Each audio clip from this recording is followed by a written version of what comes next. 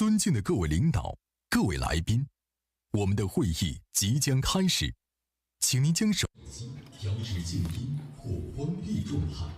感谢您的配合。Please silence your mobile phone.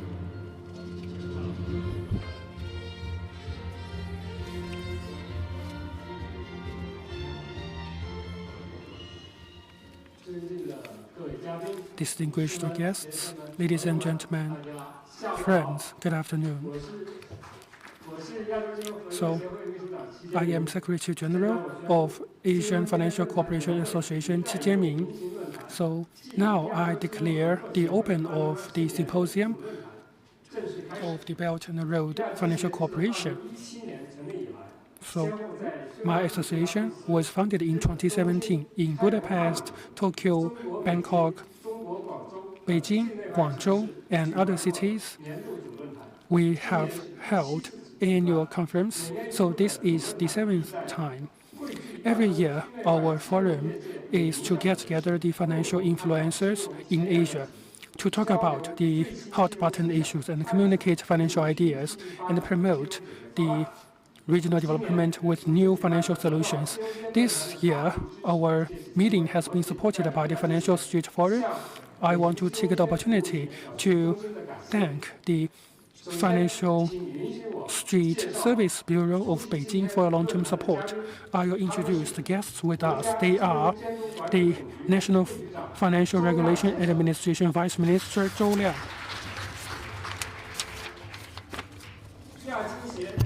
the Asian Financial Cooperation Association Council Member, Agricultural Bank of China Governor Wang Zhiheng, the South Korea Deposit Insurance Company, Mr. Che Xiancheng, the CPPCC member and the Vice President of South China University of Science and Technology, Jing Li, NDRC Regional Openness Department Deputy Director General Zhang Ming, the Xicheng District of Beijing Executive Vice Mayor Zheng Lingfeng, Bank of Beijing Chairman Huo Xuewen, Bangkok Bank President Chen Zhishen, HSBC Vice Chairman, Governor and Administration President Wang Yunfeng, the SMBC China Vice Chairman, Governor Mr. Hen Tianda, MSI China Managing Director Mr. Xichuan Zhenwu, China Galaxy Security Executive Committee member and Business Director Mr. Wu Peng, Hungarian Banking Association Chief Economists Madam Hamori Rika, China Export and Credit Insurance Corporation Vice General Manager Mr. Fu Yingshen. We also have with us the leaders and officials from the financial regulators and also the Asian Financial Cooperation Association member, and also the friends from the non-financial industries. So on behalf of the Asian Financial Cooperation Association, I'd like to thank all of you for your presence today.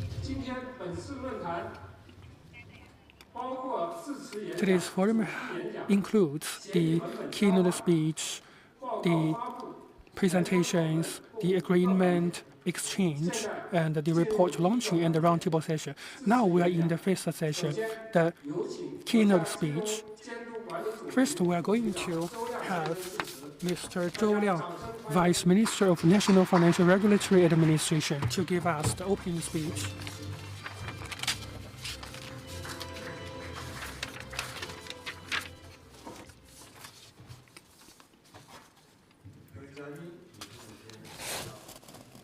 Distinguished guests, friends, good afternoon. I'm really happy to attend the main forum of Asia Financial Cooperation Association 2024. On behalf of my administration, I'd like to congratulate on today's forum. I also want to welcome all of the friends here, and also for the friends who have been long supporting China's finance and development. I want to thank all of you. Now the world is changing, the history is also changing in an unprecedented way. China's President Xi pointed out that as long as countries work together and better coordinate, they can tackle all of the problems, and we can connect different countries. We can transform backward into advanced regions. Today we are here to talk about Belt and Road financial cooperation, which is significant. After many years of development, BRI cooperation has developed from the general strategy to the specific projects. We have connectivity of finance, trade, facilities, and the people. So we have a lot of achievements. Last October, President Xi announced that China will support the BRI with 8 measures. This September, we have the modernization by China and Africa, 10 partnerships. So I think all of those measures have given the guidance for BRI. The BRI also face some challenges. The BRI countries have wide coverage with uneven economic development and also natural burden. So this also puts forward a new requirement for financial cooperation. Firstly, how to increase the efficiency. For the BRI financial cooperation, it is on a sound track. The BRI countries have demand for the infrastructure. The industrial and the supply chain is also optimizing. The regional partnership agreement is also delivering results. All of them have been supported by financial cooperation. We also have higher requirements for financial cooperation. The second one is differentiation. The BRI projects have the hallmark and the milestone projects and also small-sized projects for livelihood. So we have different requirements for the scale, period, and also risk management. The financial institutions should fulfill the advantage to complement each other. The third is security and safety. We support a lot of the projects with wide coverage. So relevant parties should coordinate with each other and effectively control and prevent the risks and provide the The BRI financial cooperation is a big project. So in the new era, we should improve the mechanisms of cooperation and promote the efficiency so that we can contribute to BRI. Firstly, we needed to provide more financial services. Now we have the capacity cooperation of BRI. We are developing the supply chain finance, the banking group, loans, and also the cross-border business to ensure the supply chain and also the industrial chain, which will also have more tech innovation, industrial upgrade, and develop the new quality productive forces. Secondly, to strengthen the matching of financial products. BRI covers many developing countries and emerging economies. We need countries to coordinate policy to establish the open, inclusive financing platform, to use new technology for digital transformation and guide capital into the key area and weak link, so that the market entity can have access to a wider range of financial support. Thirdly, to diversify financial products and services. The project of BRI needs large investment with long period. we need to diversify the investment source, and we should also play up the role of financial institution, encourage the capital and the private capital to participate. We can use bond, security, equity, and the fund to serve as the financing tools so that each party can complement each other. Fourthly, to make the financial governance more inclusive, the BRI cooperation wants stable development and sustained development.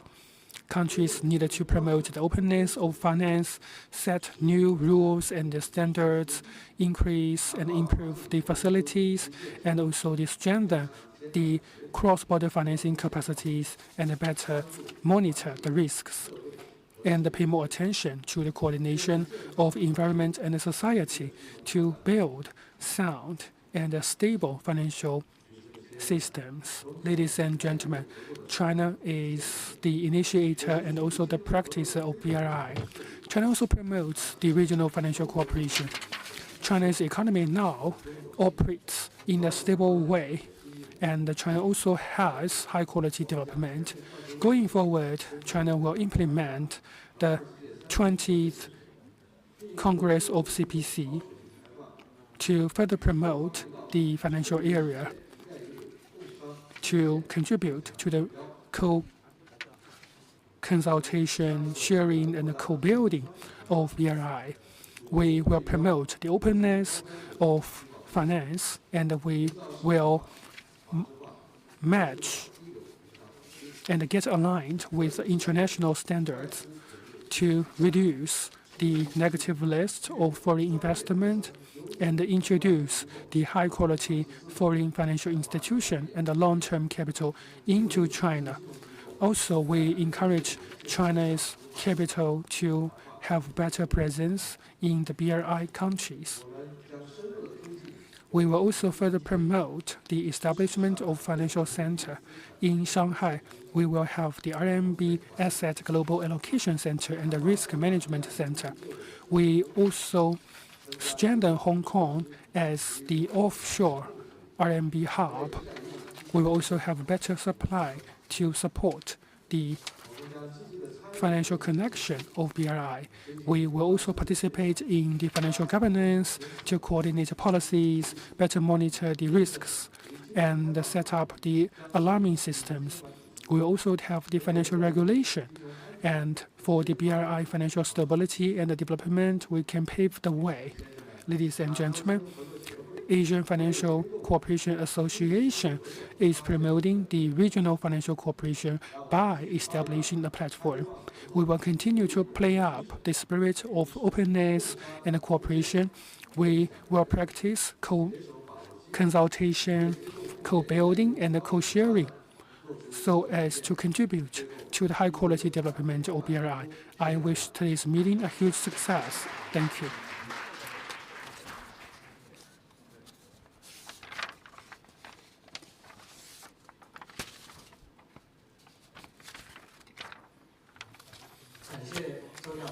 Thank you, Minister Zhou.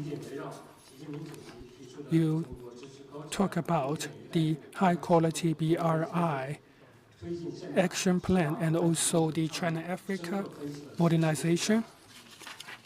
You also analyze that in the new era, the new opportunities and measures for China's financial openness. I think you have given us confidence in the direction. Thank you. Next, we are going to have Asian Financial Cooperation Association Council member and the Agricultural Bank of China Governor Wang Zhiheng to give the presentation.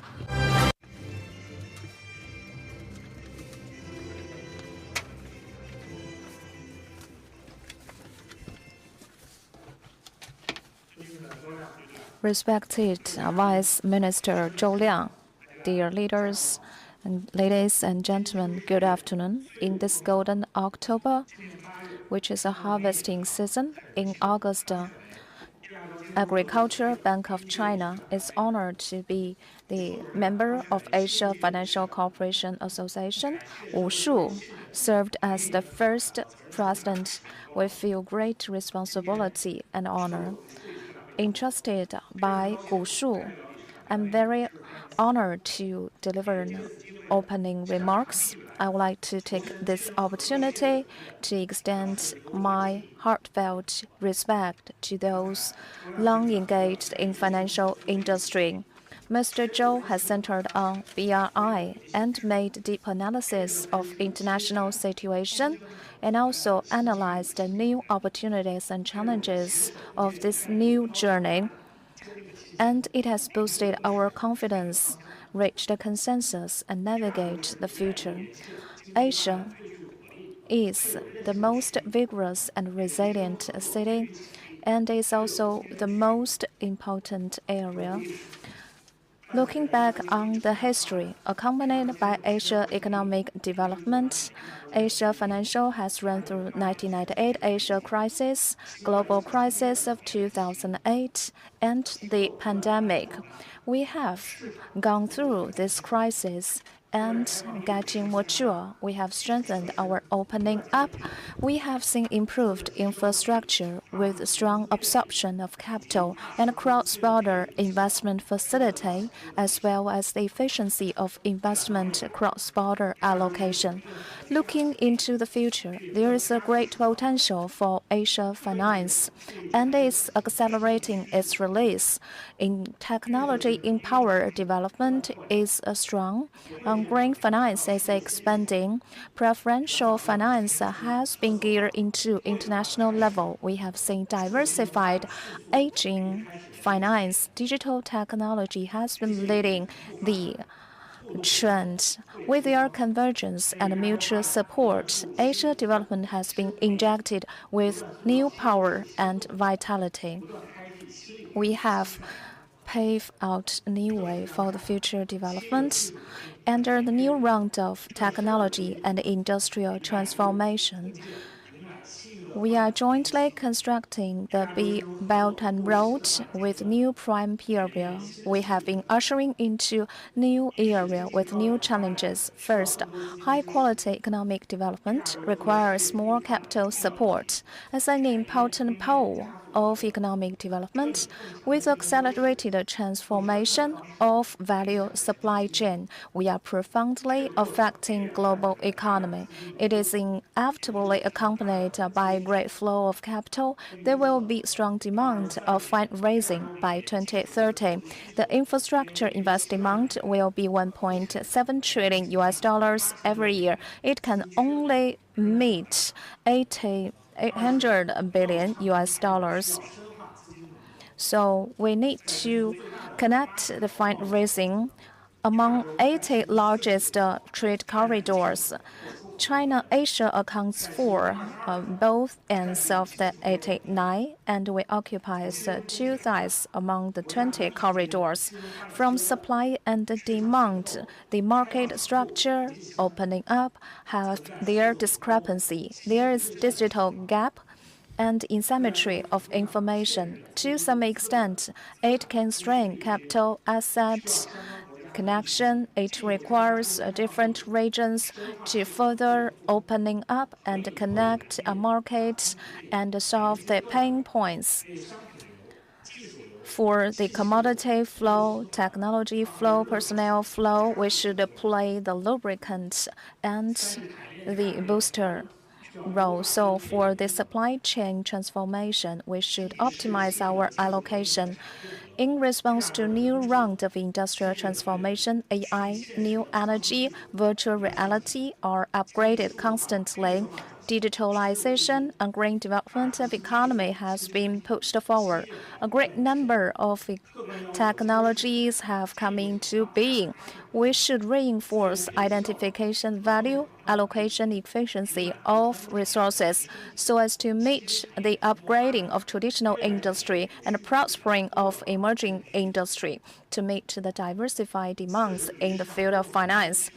And we should tackle and whether the volatility of the finance. So we are, to some extent, affected by the financial market fluctuations, and some countries are even fragile. They haven't established the defense system. For some countries and regions, their infrastructures are imbalanced, their standards and rules are not transparent. It is not conducive to the prevention of risks and policy coordination. We should strengthen the institution arrangement, create stable, transparent, and predictable environment. Faced with new challenges and opportunities, countries around Asia should make concerted efforts to seize all great opportunities to create all favorable conditions to enhance the effectiveness of regional cooperation. Asia Financial Cooperation Association is an NGO aimed at establishing platform for cooperation among IFS. So we will work together with Asia Financial Cooperation Association to optimize mechanism, achieve highly effective cooperation to provide a more stronger support. First, we will promote digital transformation, upgrade cross-border allocation of resources. We'll work together with members of association, relying on the Finance Cooperation Committee, promote digital cooperation, bridge the gap, and for the digital factor, information technology will be incorporated into service, innovation, asset management, allocation, risk management will be well planned. We will guide them into the key procedures and encourage and expand the coverage of finance. We will be engaged in professional cooperation. We will work together with member states, member companies, relying on the different organizations.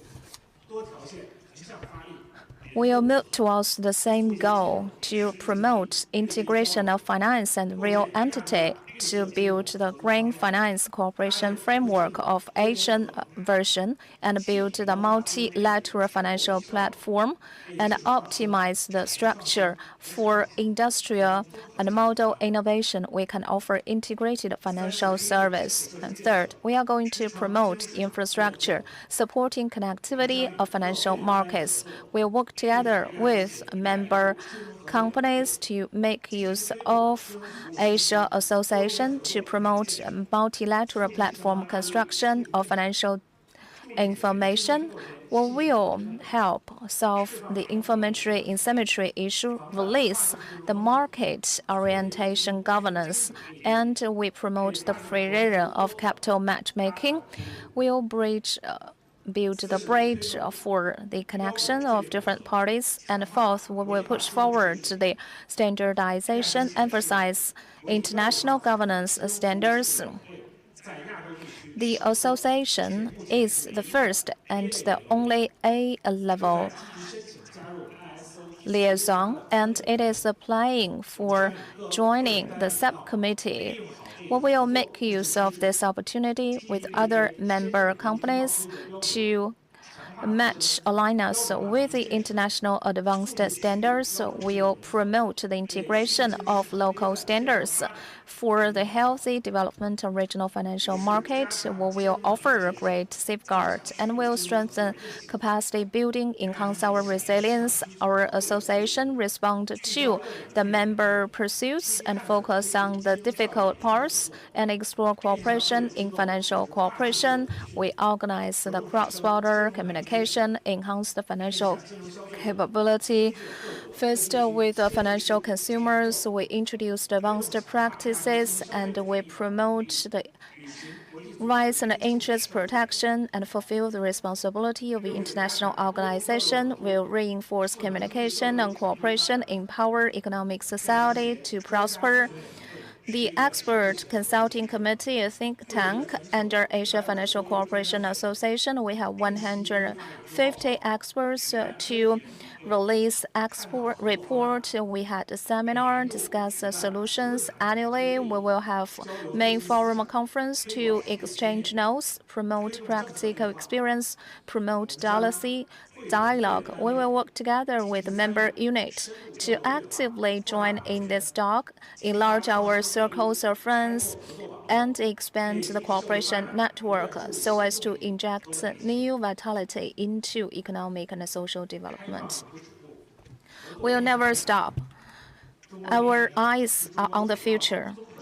Agriculture Bank of China is one of the comprehensive financial service organizations. We are constantly diversifying our business, actively serving BRI. We would like to work together with all member units to be grounded and write a new chapter for Asia Financial Cooperation and make our own new contributions to BRI.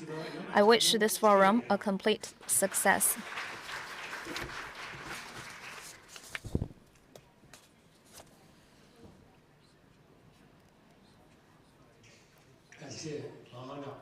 Thank you, President Wang.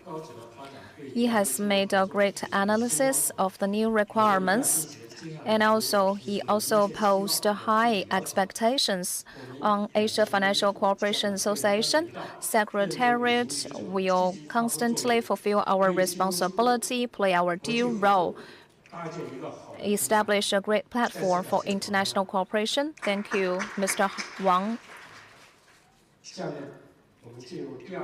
Now, the second phase keynote speech. Well, the theme of this forum is BRI, financial cooperation, opportunities, synergies, and outlook. Faced with complicated international environment, how those countries respond to challenges, seize the opportunities, and achieve high-quality development. It is really look forward. So firstly, let's give floor to Director of Korea Deposit Insurance Corporation to share his opinion.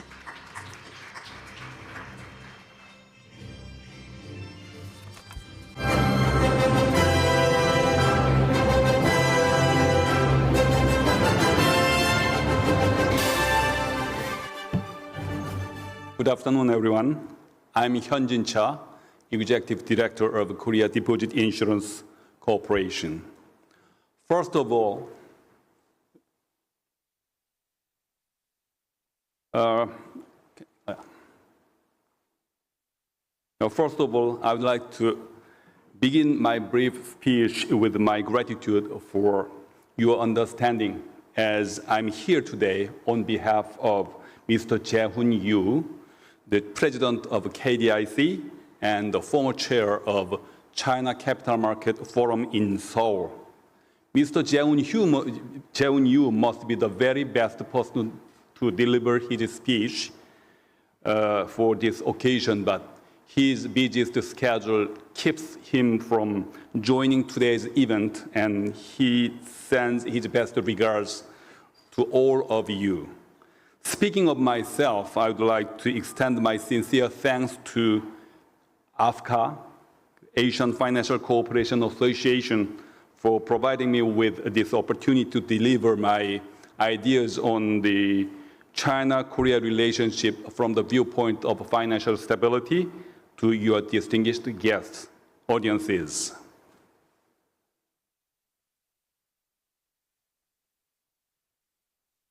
Today, I prepared a brief introduction to the deposit insurance system and Korea Deposit Insurance Corporation.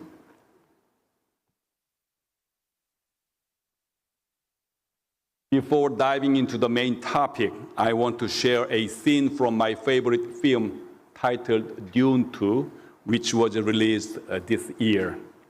The leading character, Paul, has the precognition allowing him to see the near futures. But his mother, Lady Jessica, advises him, you cannot see the future without seeing the past. What this means is that the precognition itself is meaningless unless you do grasp the lessons and wisdom from the past experiences. I believe the same principle applies to the field of finance. If we want to discuss future cooperation and development within the financial sector, it is also crucial to understand the events and lessons from the passed. While today is October 19th, 2024, and the next year, 2025, is just around the corner. Next year is the 200th anniversary of the Panic of 1825. In history, 1825 is remembered as the time when the first steam locomotive, called Locomotion Number 1, was introduced in England to carry both passengers and luggage on the public railway.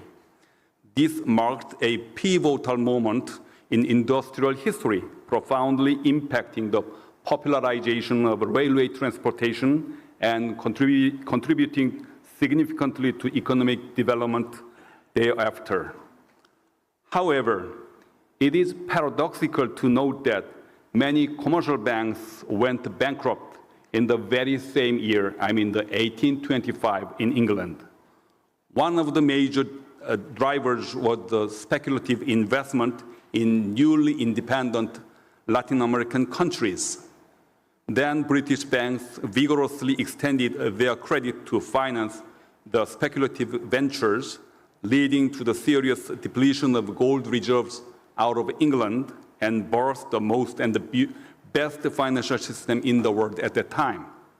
Historically, this financial turmoil is known as the so-called Panic of 1825, and it is considered one of the first modern financial crises. It was eventually stabilized by the Bank of England's intervention to inject liquidity, which is the first instance of the central banks acting as the lend of last resort.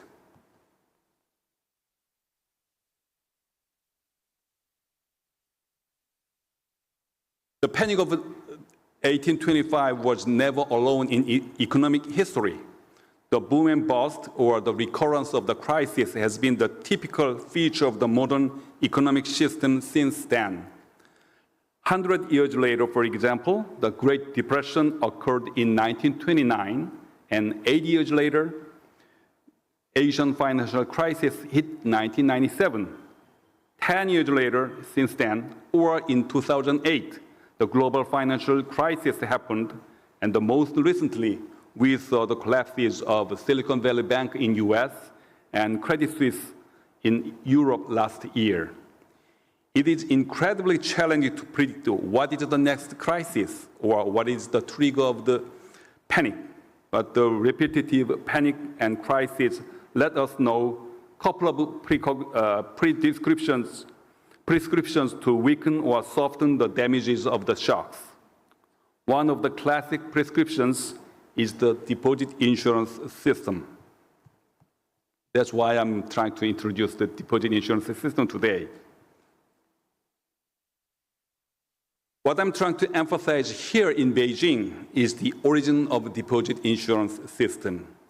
Many people here, or many professors in university, think that deposit insurance system is quite an American phenomenon since FDIC, the Federal Deposit Insurance Corporation in US, was established in 1933 in the middle of the Great Depression. But FDIC was not the first. The New York businessman invented bank obligation insurance program named Safety Fund for Bank Failure in 1829. It was the troubled time when the newly born America suffered seriously from the economic recession caused by the Panic of 1825 in England, which I mentioned just a few minutes ago.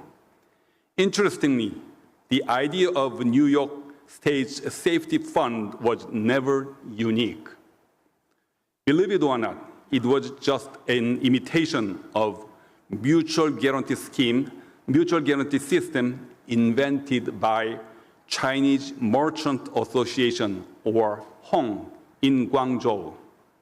What I'm trying to say here is the fact that Chinese model inspired American bankers to do something for their financial stability as early as in the 19th century.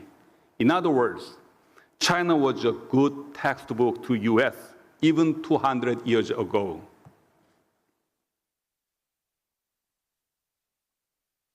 Among many colleagues, Federal Deposit Insurance Corporation, FDIC, is the first modern deposit insurer, and now there are 145 deposit insurers in the world.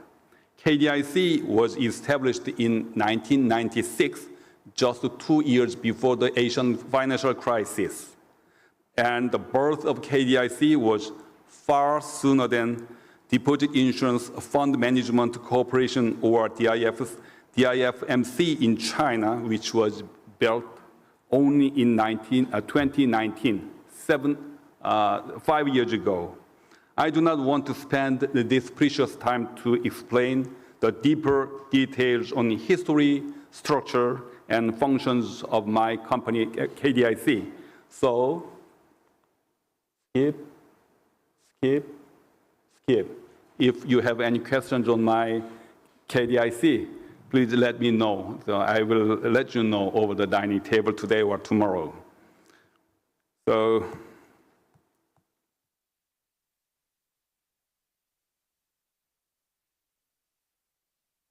what I'd like to emphasize here is the fact that KDIC and the DIFMC are quite different, but it is hard to say which model is better. As far as I know, DIFMC is a subsidiary of the People's Bank of China because PBOC has much larger role for financial stability and economic development than any other financial regulatory bodies in the world. As an economist who spent 38 years at the Bank of Korea, I fully understand the lender of last resort role of the central bank, and you have good reason why PBOC and DIFMC are so close compared to any other institutions in other countries. I expect the Chinese models on the central bank and deposit insurance system would be a good guiding light, as Hong in Guangzhou did in early 19th century.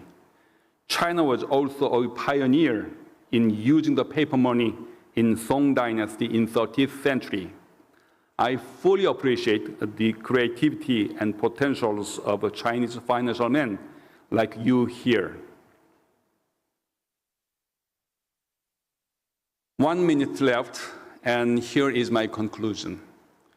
The year 2025 marks the 200th anniversary of the so-called Panic of 1825. Over the last 200 years, we experienced indescribable hardships, but things changed little. So many uncertainties and complexities still ahead. Who can predict what the future holds in 2025, next year? Let me conclude my speech with an old Chinese saying, Wei Wei Chou Mo, is my pronunciation okay?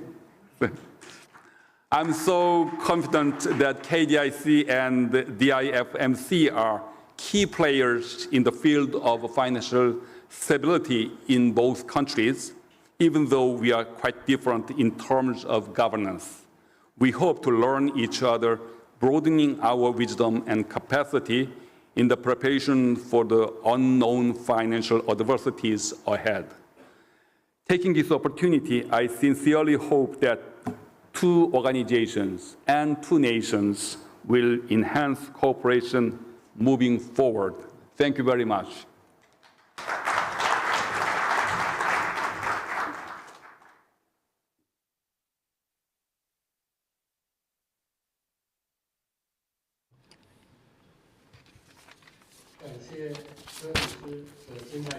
Thank you, Mr. Che. So you reviewed the history and the financial crisis. You also mentioned the origin of the deposit insurance systems and also the practice in South Korea. We should learn from the history and prepare for a rainy day. Next, we are going to have Zhang Ming from the Regional Cooperation and Openness Department of NDRC.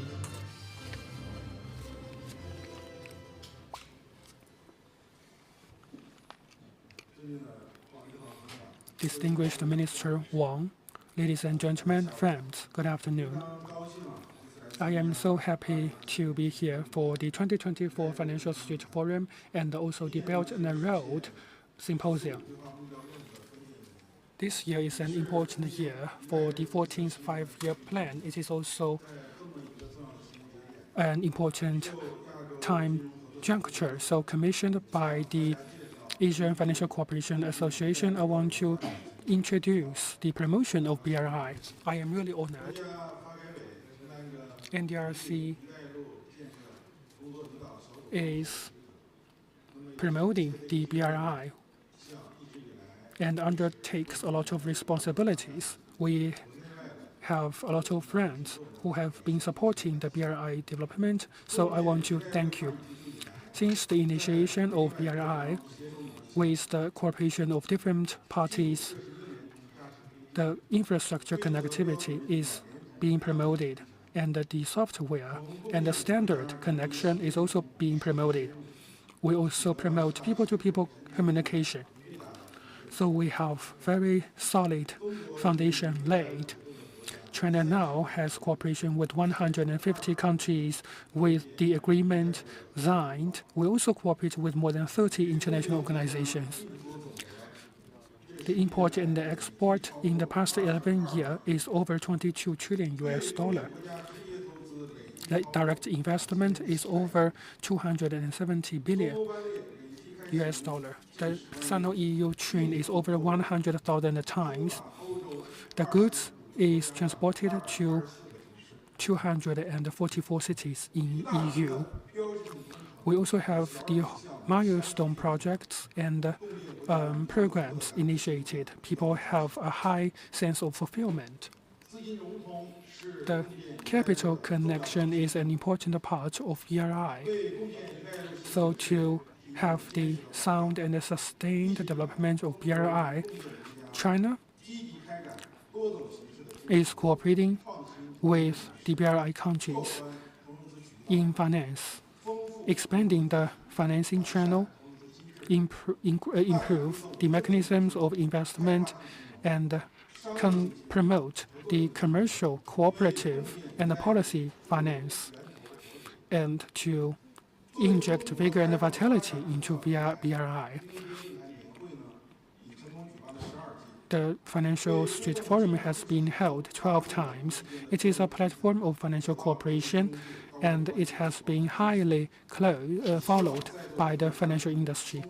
I hope that you can take the opportunity to have more communication and find the opportunities in the future. Ladies and gentlemen, President Xi last year in the third BRI Cooperation Forum pointed out that we are in the golden 10 year of BRI. Next, we will have high quality implementation of the 8th action plan of BRI and to have more financings, and also we will add Silk Road Fund of 80 billion yuan. We also hope and welcome more participation in the financial cooperation and to have more impetus to the BRI development. I also have some suggestions. The first one is to have system openness to promote the opening up of finance and also to get aligned with the financial rules. And we can have better alignment of the rules in finance, establish the multilateral cooperation platform, and also connect the financial markets. Secondly, to have more financial innovation and financing innovation.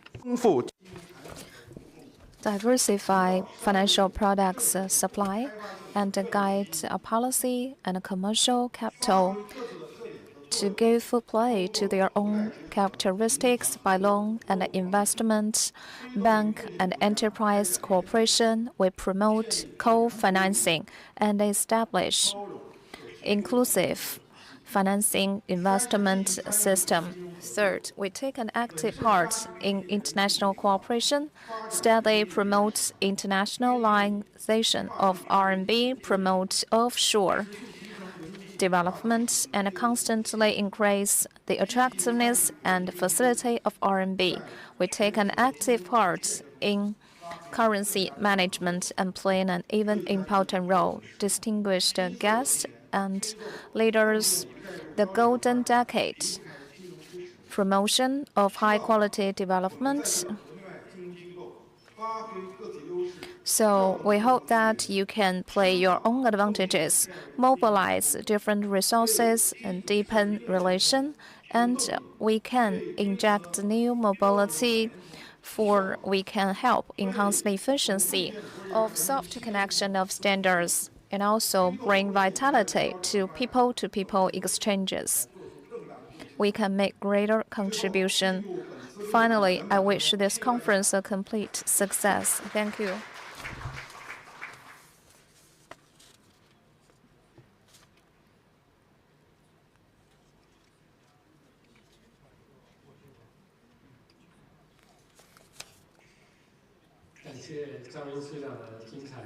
Thank you for your wonderful sharing.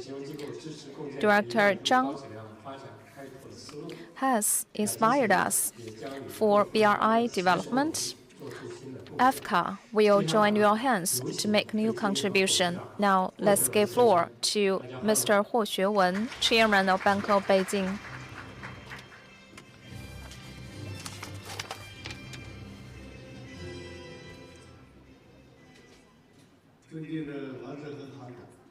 Respected Mr. Wang Zhiheng, guests from home and abroad, I'm very pleased to be invited to participate in the parallel forum of the Financial Street Annual Conference to discuss the financial cooperation of BRI. I would like to share with you three aspects. First, booming development of Belt and Road Initiative brought new opportunities. BRI was initiated by China. Its results benefited the world. It's a strategic measure and top-level design of China to further its opening up. After a decade development, from taking roots blossoming to fruit-bearing, it has become an international public platform with the largest scale, the widest participation, offering the most well-being in the world. As an important part, financial cooperation has yielded fruitful results and met with broad opportunities. Firstly, we improved the working mechanism and opened up new spaces. The BRI Financial Service Network, with clear layers and initial scale, has been gradually established. A benign ecosystem featuring value co-creation, joint work through harmony cooperation is being formed at an accelerated rate. Secondly, a strong policy environment has led to a new direction of financial cooperation. The high-quality development of financial industry should be based on BRI's high-quality development. As an important content of multilateral cooperation, finance is at the critical juncture. It has entered unprecedented period, strategic opportunities, policy dividend, upward development. Thirdly, active economic and trade exchanges have stimulated new demand for financial cooperation. China's enterprises have gone global one by one, and with a deepening relationship, China's enterprises and technologies going global accelerated exchanges in terms of economy and finance. There is increased amount of finance, while the multilateral BRI cooperation have been embarked on new fast track. That is the AFCA's mission, and that's why we gather here to jointly discuss the significance. Second, Bank of Beijing actively integrated into the overall Belt and Road Initiative, explore new paths for financing opening. First, we deepen international cooperation, strengthen financial ties for the Belt and Road Initiative. Bank of Beijing is an open book. It has deepened cooperation with many foreign institutions. ING Bank is our strategic partner. ING is the single largest shareholder. And we also work with Santander Consumer Finance from Spain. establish a joint venture, and also we have set up a life insurance company, and we have set up a China-Canada Foundation asset management company. All this have built platform for financial cooperation among countries of Belt and Road. Second, we improved service network, expanded financial channels for the construction of Belt and Road initiative. Bank of Beijing has more than 600 branches covering Beijing, Tianjin, Hebei region, Yangtze River Delta, Guangdong, Hong Kong, Macau Greater Bay Area. And we have worked together with the 700 banks and financial institutions around the bank, covering 84 countries and regions, including 198 banks in 38 countries have built a financial service network. We will actively serve the enterprises to go global and bring new technologies and offer comprehensive service. Thirdly, we enrich product portfolio and provided quality services for the construction of BRI. Bank has set up the loans, deposits, guarantees, accounts, and over 100 settlement currencies and 1,000 correspondent bank channels, so as to provide all-round cross-border financial service for enterprises onshore and offshore business in both RMB and a foreign currency. The bank launched the service brand of Forex Butler to provide 5A level multinational financial services. We are the first city commercial bank to pass the inspection of independent examination approval SIPs and providing more RMB solutions for the Belt and Road initiatives. The bank enriched. We introduced the Chuanbo Tong service brand and provided tailor-made financial solutions for the main enterprises and supporting enterprises in the shipbuilding and oceanography engineering supply chain. Fourth, we increased the financial support to inject financial vitality into the construction of Belt and Road initiative. Relying on the branches along the Belt and Road routes, Bank of Beijing enhanced financial support for key customers' construction investment trade projects. Relying on Qingdao regional branch, the bank strengthened strategic cooperation with the SCO demonstration zone by setting up SO Capital Port of Beijing Pala in the home for enterprises of Bank of Beijing at the first window of SCO International Capital Port in Beijing Financial Street. Relying on Xi'an regional branch, the bank supported key customers in Shanxi going global, assisted Xi'an Aiju Grain and Oil Industrial Group in building a park in Kazakhstan. For international cooperation grain business, relying on Urumqi regional branch, the bank supported construction of key projects and Belt and Road initiatives in Xinjiang. Focusing on the development two districts in Beijing, the bank established FTZ French Free Trade Zones branch as a service window for financial business. The bank built the Shanghai Free Trade Zone Business Management Center with a total asset of 42 billion yuan. The center has provided loans of 25 billion yuan to overseas and local enterprises, invested 55 billion yuan in overseas bonds of enterprises that go global, and achieved an international settlement volume of $48 billion, effectively meeting the cross-border fund settlement and financial needs of Chinese enterprises. Third, Bank of Beijing will provide quality financial service to serve the new pattern of win-win development of Belt and Road initiative. Firstly, we will become the bank of choice for cross-border finance. We give full play to the consumption, lease, and wealth management, insurance, and fund business to achieve one-point access, overall response, and all-round services.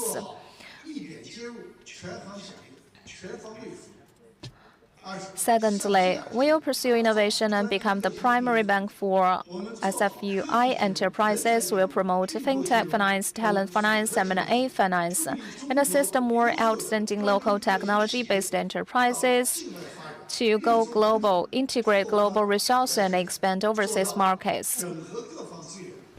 We'll integrate multiple resources and expand global markets. Thirdly, we'll continue an open and win-win cooperation and build a main bank win-win results for both industry and finance. We accelerated exploration of a new supply chain finance model of finance industry plus ecology to support coordinated development industry. China Supply Chain Belt and Road Initiative will support chain owners, assist medium, small-sized enterprises to grow in the chain's distinguished leaders, and I guess those who share the same aspirations don't regard mountains and seas as far away. Beijing Bank Office is willing to sincerely cooperate with all partners and work together towards an open, inclusive, and prosperous future together. Thank you all.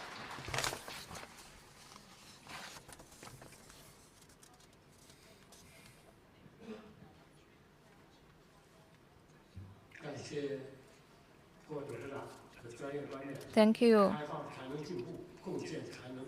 We can only make progress with opening up, and we can achieve win-win results with cooperation. Thank you. Thank you for your exploration. Now we are going to have President of Bangkok Bank, Mr. Chen Zhishen, to address us.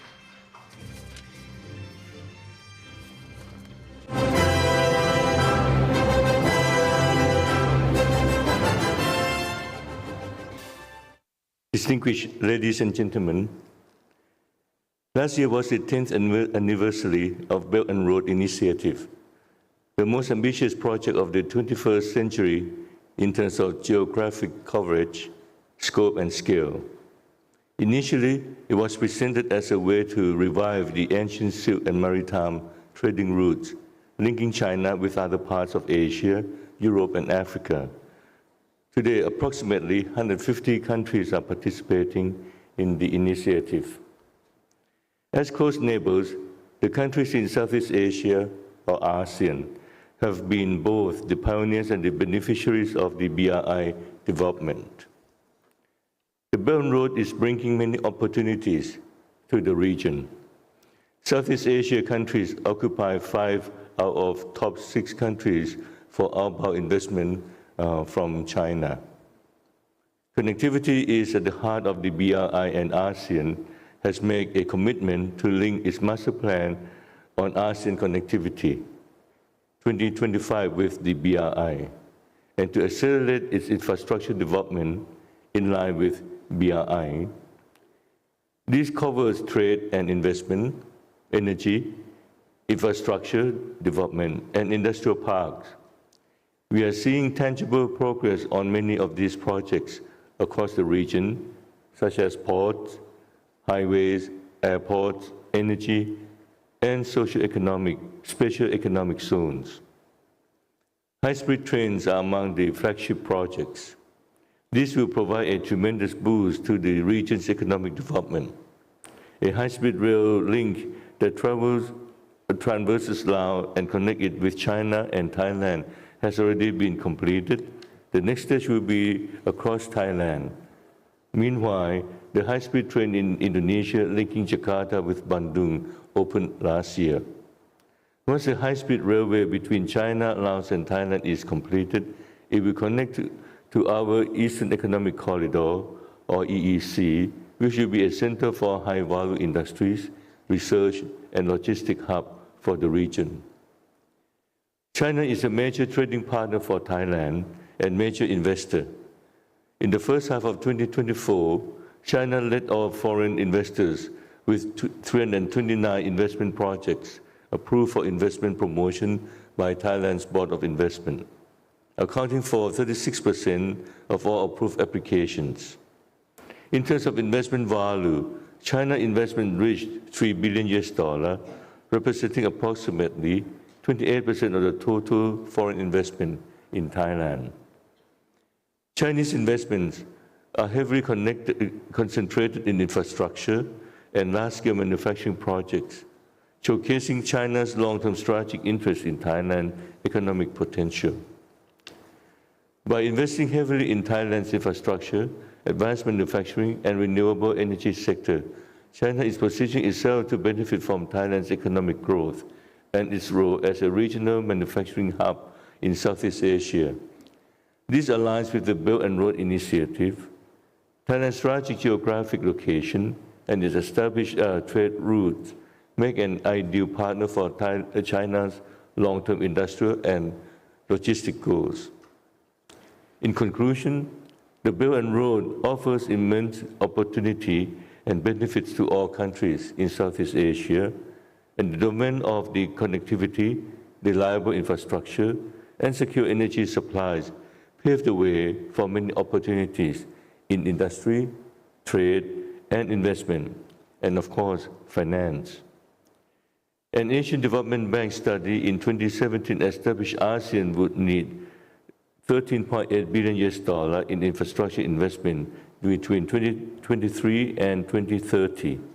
Financing such projects, which are so essential for the future of our region, will require close cooperation in the financial sector. Given our presence and experience in Thailand, ASEAN, and China, Bangkok Bank is keen to work together with our banking partners to facilitate development of Belt and Road. In ASEAN, we have a presence in 9 out of 10 ASEAN countries, including a strong domestic footprint in Southeast Asia's two largest economies, Indonesia and Thailand. We also have a presence in major trading partners, namely mainland China, Hong Kong, Japan, UK, and the US. We have considerable experience in securing and financing major projects across the region. Through our Connecting ASEAN strategy, we support businesses that are investing or looking to invest in Southeast Asia, offering advice, local insights, and network to help them make informed investment decisions. Our Indonesian subsidiary Permata Bank can provide full banking services and local experience to companies looking to invest and do business in the country, and similarly, Bangkok Bank can do this in Thailand. We also help facilitate regional companies and investors seeking growth opportunities within the region and beyond. Through collaboration in the financial sector, such as we are doing today, we can play an important role in the development of Belt and Road and the region. To conclude, I'd like to wish all the audience great success for the exciting opportunities offered by the Belt and Road, which will be a key component in the future growth and prosperity of the global economy. Thank you.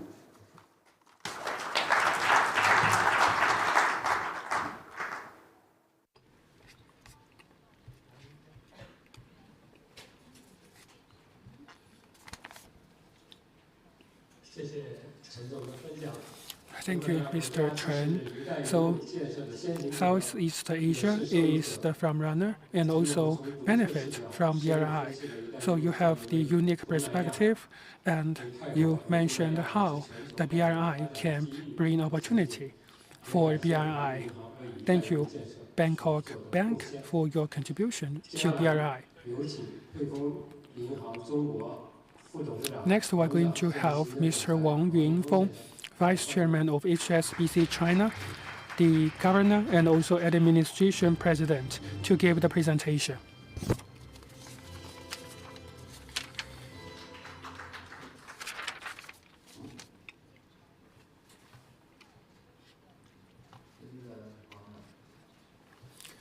Distinguished Governor Wang, Secretary General,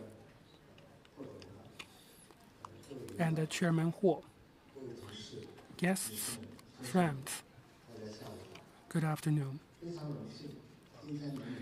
I am really honored to get together in Beijing with you, talk about financial cooperation of BRI.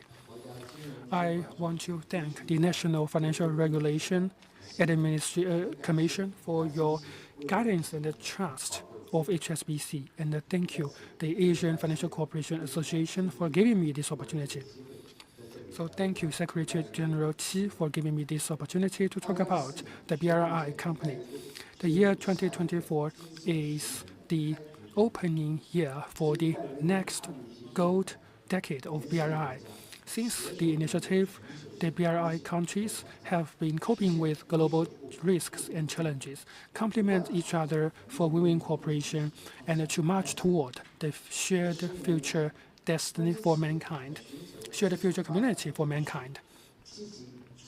The Chinese company is promoting the development of the BRI countries and the regions. It is integrating into the value chain global trade. It is also contributing to the global trade and investment. The overseas market business environment is different. For Chinese company going global, they may face different challenges and difficulties. Sometimes they are unfamiliar with the local regulation, tax, and also industrial chain. And they also have difficulty in getting the loans. So that is how the cross-border banks can provide the cross-border capital services and provide support. So my bank, HSBC, has been serving the Chinese company in going global. We have the business coverage of 60 countries and regions. We have close cooperation of different teams to support Chinese companies' overseas expansion, from trade financing, capital management, foreign reserve management, merger and acquisition, and also the debt market. We provide comprehensive financial service. Currently, we have served more than 1,000 Chinese companies going global. We have more explorations in the international business. I think we will serve more Chinese companies. We have the HSBC network, and also if you find the BRI network, I think they are always the same. They are almost the same.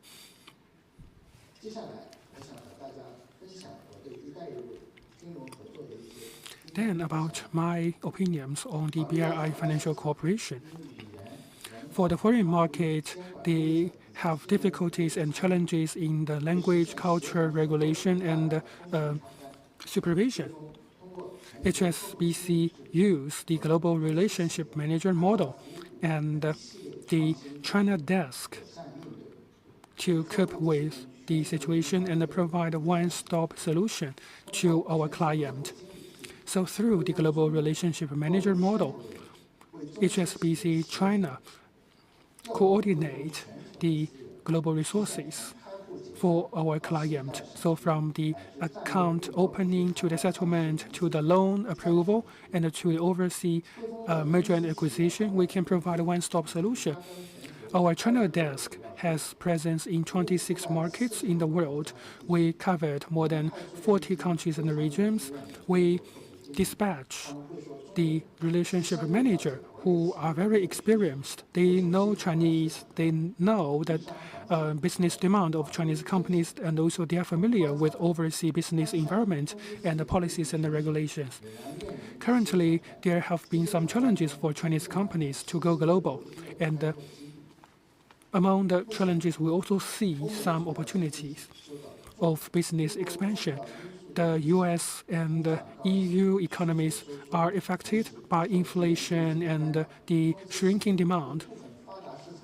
Due to the geopolitical disruptions, Chinese companies also find some difficulties. We needed to exploit the new market of growth and find a new path. So this is very important for the long-term development of the company. So from the perspective of Chinese company for both Southeast Asia and the Middle East, they are the emerging market. The opportunities in Middle East is very important for the Chinese companies who are transforming, in particular the energy transformation. China has experience in the infrastructure for the new energy industries, and China also has the technology. So it is in a good position to have more achievements. In Middle East, we have a history of 130 years. It is the major international bank that covers 9 markets with 300 outlets and offices. With deepened China-Middle East business communication, we have the teams on both countries for business cooperation. We can help Middle East companies to invest in China. At the same time, we also help Chinese companies to expand into the Middle East market and to build the bridge of connection so that we can help Chinese companies to provide support for the business in Middle East. The BRI countries and the regions also face challenges in environment and climate change. We are promoting the local energy and the green low-carbon transformation. For example, in HSBC China 2023 launched the 30 billion RMB Green Credit Fund to support the going global of China's green energy. For the new energy companies and also for the wind power and the PV companies, we help them to get connection with the overseas industries. We provided them with financial support. In Middle East, Middle Asia, EU, and other BRI countries, we have the special purpose guarantee, the long-term green financing to help the Chinese new energy companies to have more financial empowerment. This creates hundreds and thousands of jobs for the destination country. It also promoted the development of the whole industrial chain and also contribute to the Green Silk Road. Ladies and gentlemen, the BRI development has brought opportunities for financial institutions.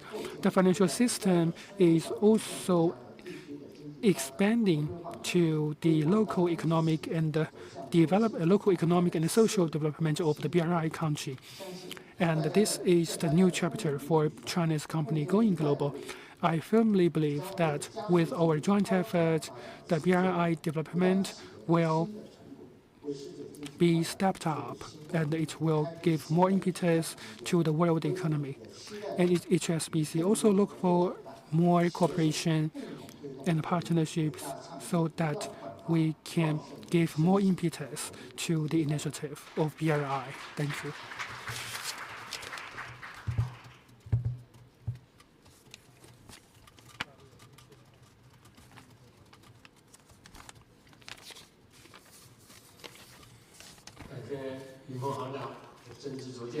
Thank you.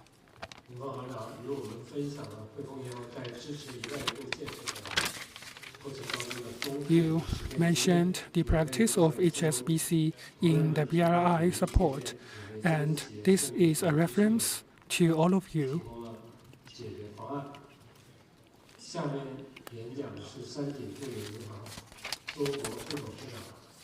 Our next speaker is Mr. Fen Tianda from the SMBC, Vice Chairman and President of SMBC. Let's give the floor to him.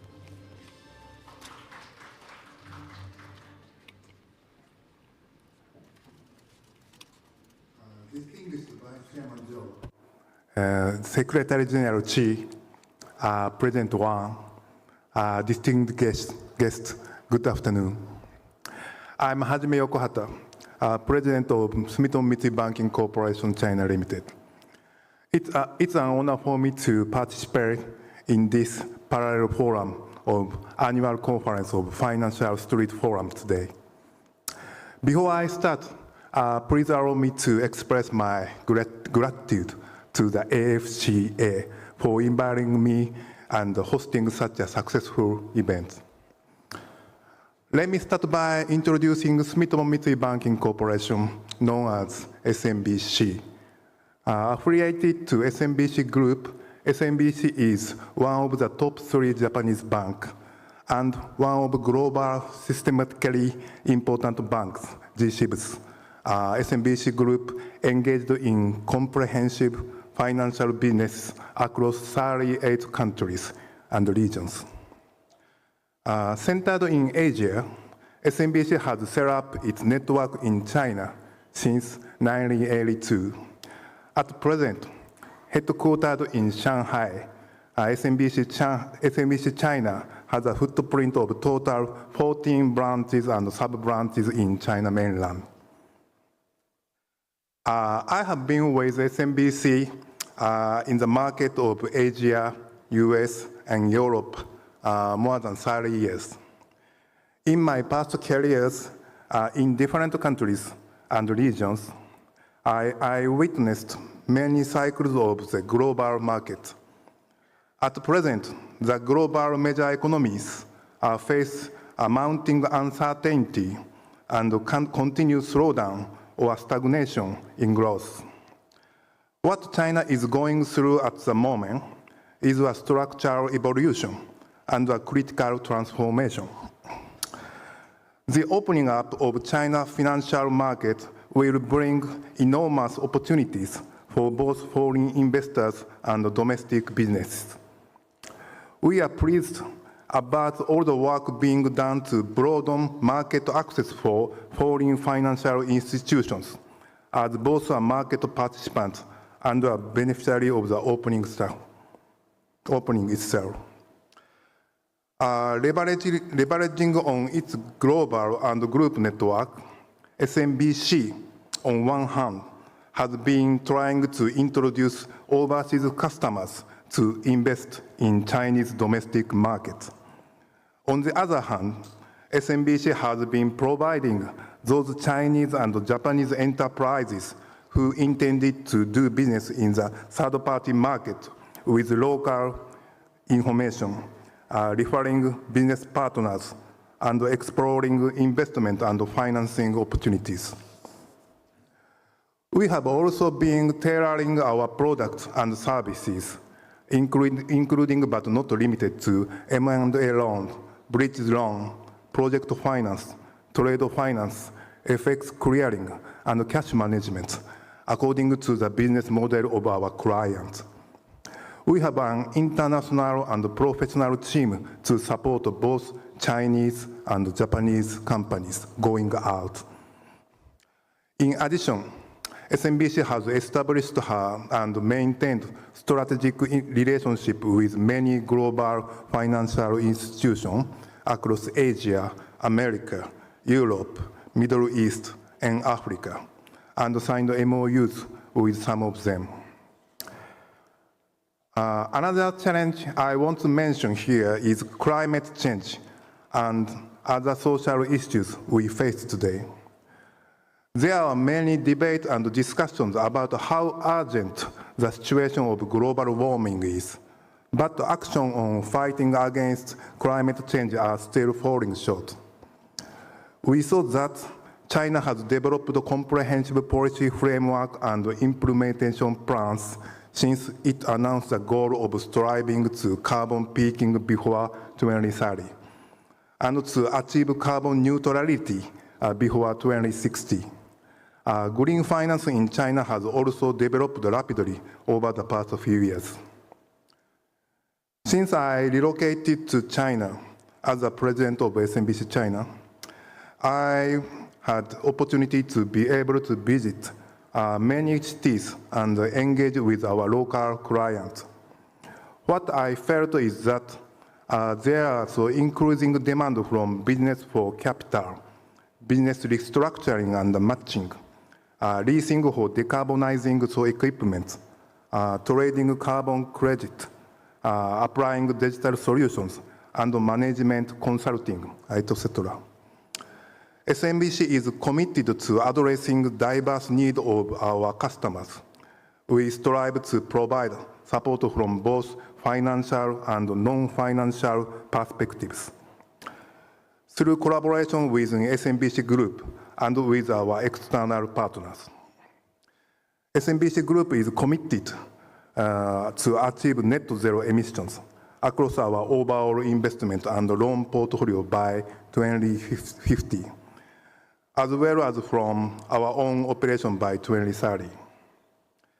SMBC Group also has set a KPI to execute sustainable finance equivalent to Japanese yen 50 trillion, equivalent to renminbi 2.5 trillion between 2020 to 2029.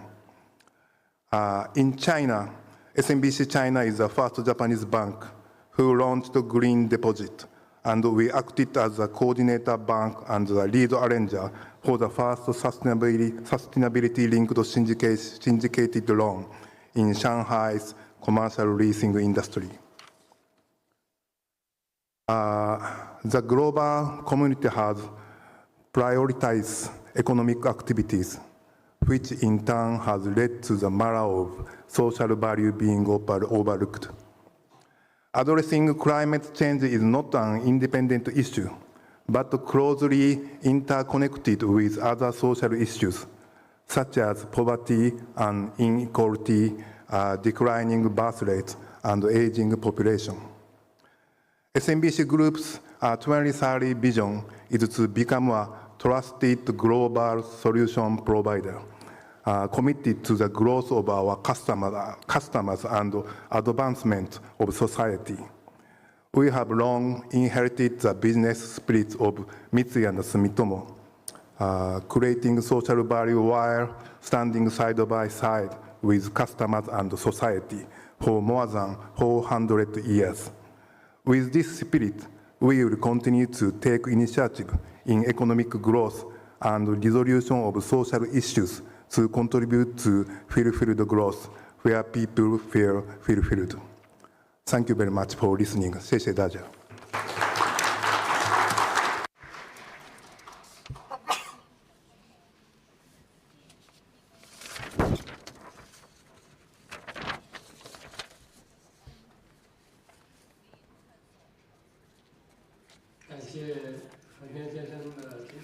Thank you for your wonderful presentation. SMBC's attention to green financing is impressive. You also setting a good example. Now, we proceed with the third session, exchange of agreements and documents. Over the past 1 decade, BRI financing cooperation has yielded fruitful results. BRI Fund is the long-term investment fund for BRI. Over the past years, it focused on global industry development. We actively engaged in digital economy, green sustainable development, promote high-quality BRI. As a single project, this is the MIIT and China-Uzbekistan, a first project. BRI Fund will provide loan support to Uzbek Telecom to facilitate digital transformation Uzbekistan and digital Uzbek 2030 plan. Now, we are going to invite Mr. Zhang Zhiguo, First Investment Department of BRI Fund, and Mr. Ikomjong Jumanov, representative of Uzbekistan's embassy to China, to exchange agreements documents.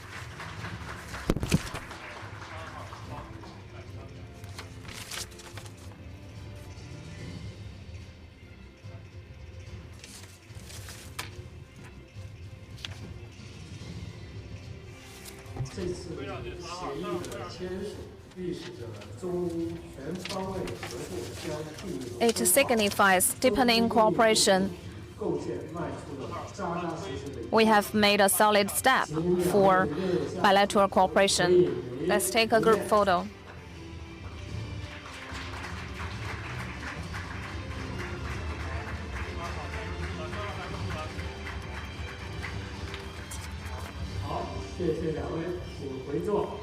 Please take your seat. Thank you for your witness. We wish this project fruitful results. Now let's continue with the fourth session, the release of the report. FCA is the annual report. It is the 7th year for the report of Asia Finance Observation. It offers a great platform to present cooperation. It is committed to offering reference for member units and related parties. Now, let's give floor to Executive Secretary General of AFCA, Ms. Yang Li, to release the report.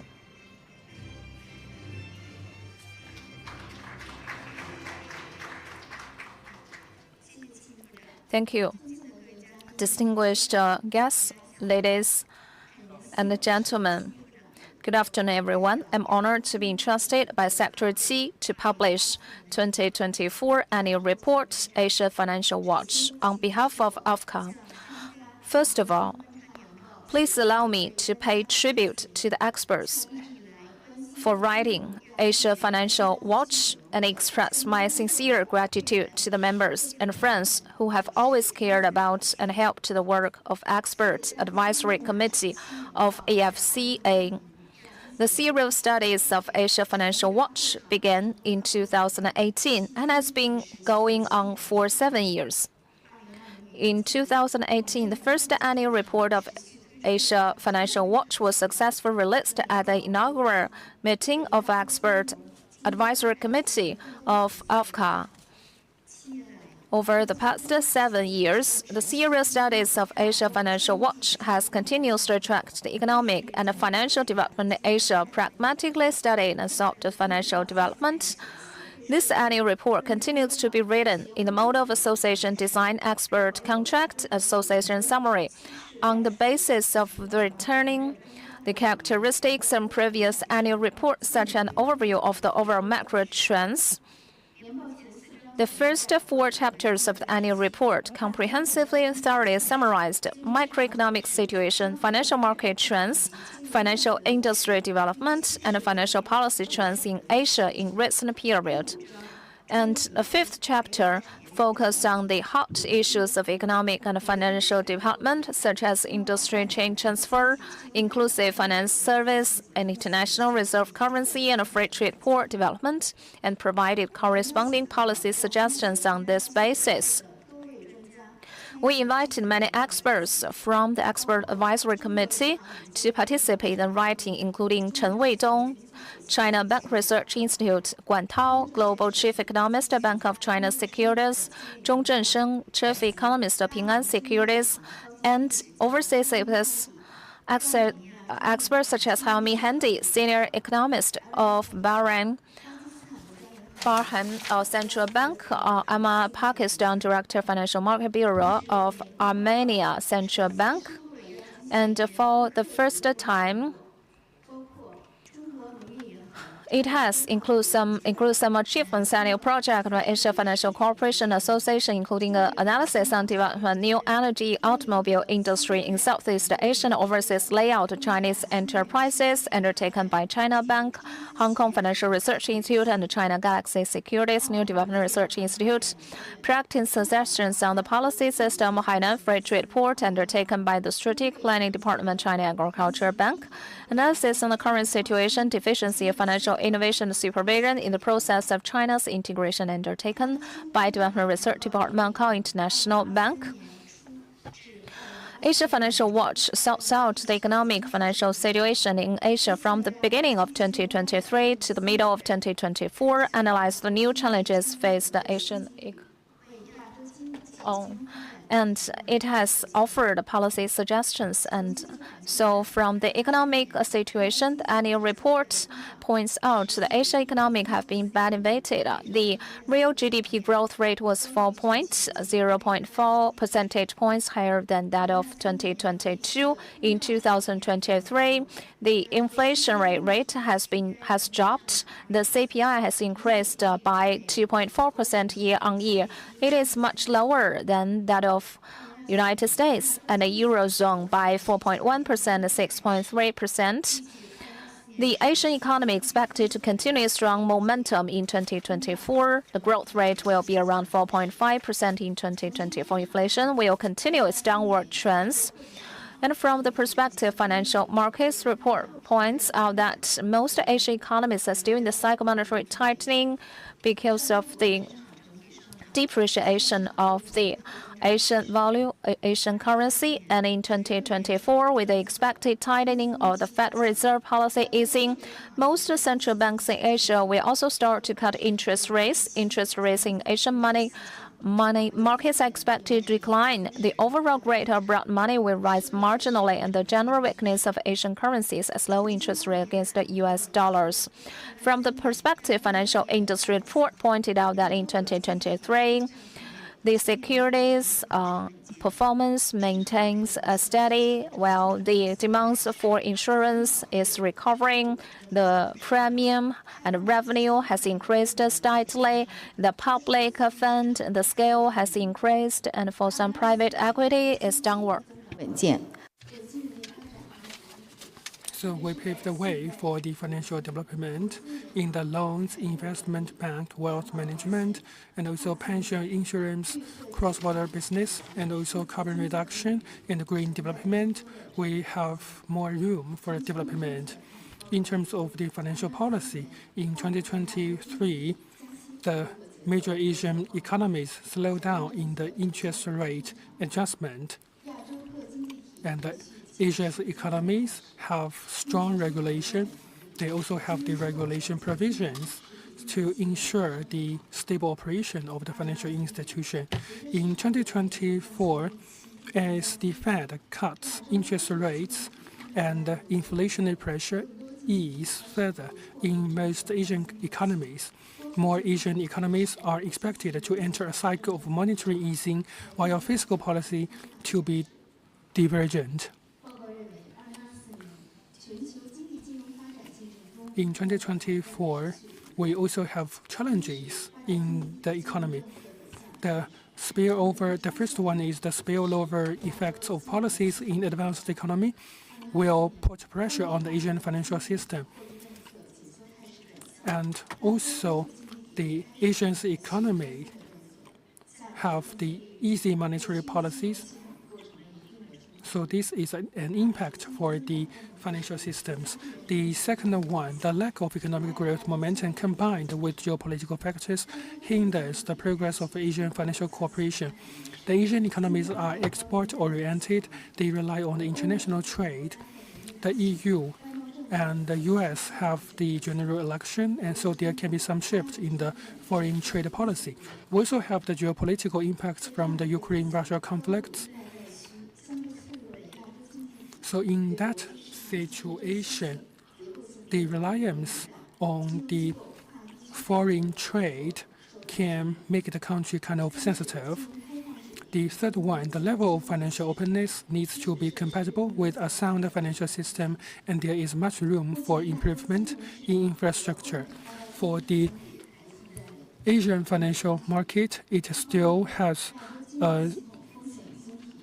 some gaps between the financial market in the US, and we should be cautious about the debt default in the banking industry. On the other hand, the cross-border financing market is incomplete, and some of the countries can only are very reliant on the US dollar.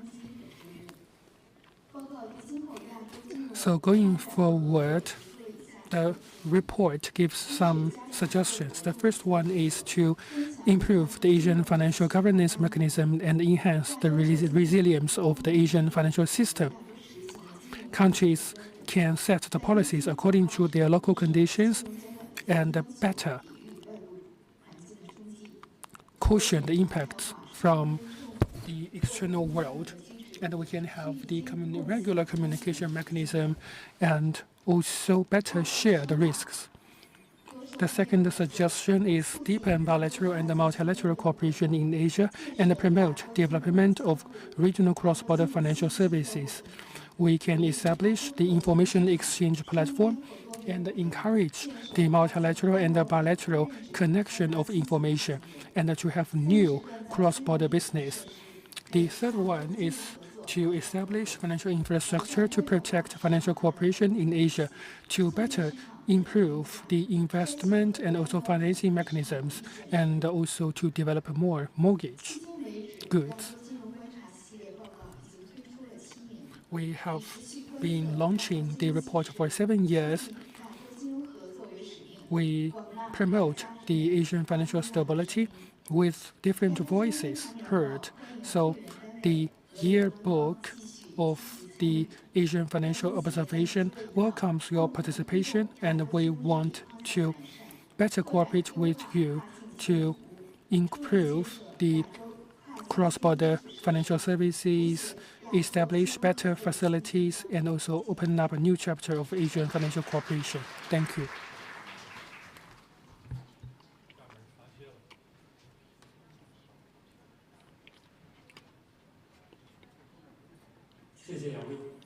Thank you, Madam Yang. Thank you. The compilation of the report. We have the Chinese and English version of the report printed out, and it can be found on your desk for your reference. So, welcome to continue to closely follow the development of AFCA. And welcome to contact us. Next, we will have a tea break. We will be back in 15 minutes.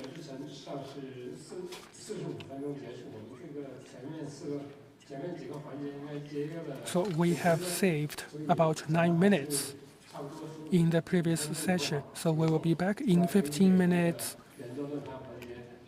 and we can have more time for roundtable discussion. Thank you.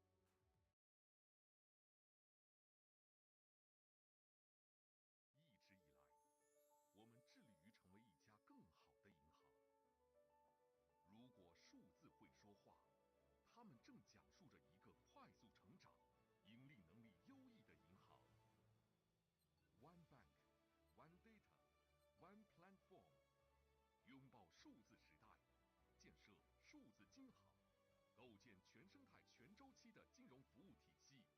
北京银行，伴您一生的银行。ICBC， 植根中国，服务全。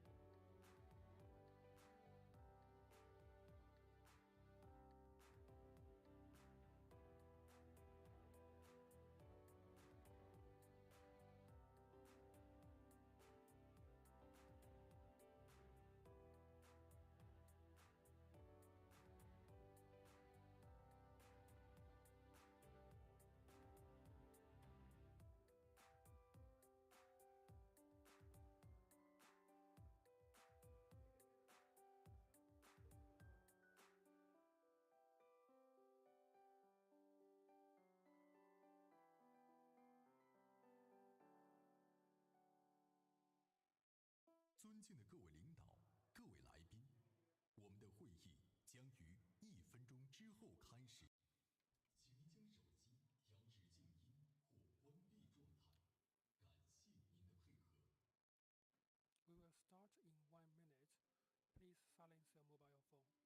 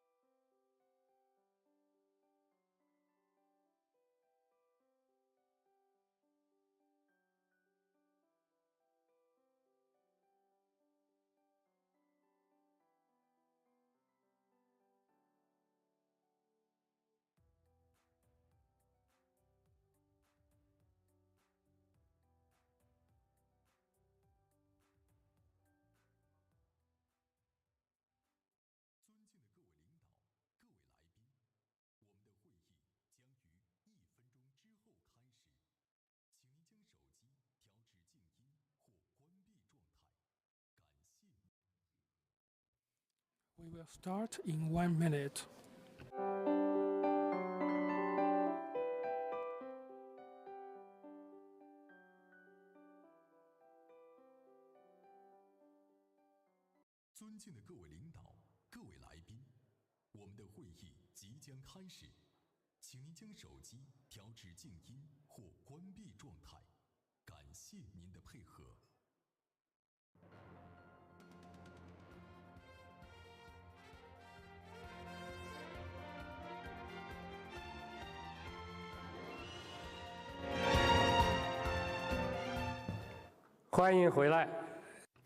So welcome back. Now we're in the fifth session, the roundtable discussion. We will talk about Belt and Road financial cooperation and digital economic development. We will welcome onto the stage our guests. They are CPPCC member, the Vice President of South China University of Science and Technology, Jing Li, the MSIG Managing Director, Mr. Xichuan Zhenwu, China Galaxy Security Executive Committee member and Business Director Wu Peng, the Hungarian Banking Association Chief Economist Hamori Rika, China Export and Credit Insurance Company Strategic Research Department Vice General Manager Mr. Fu Yingsheng.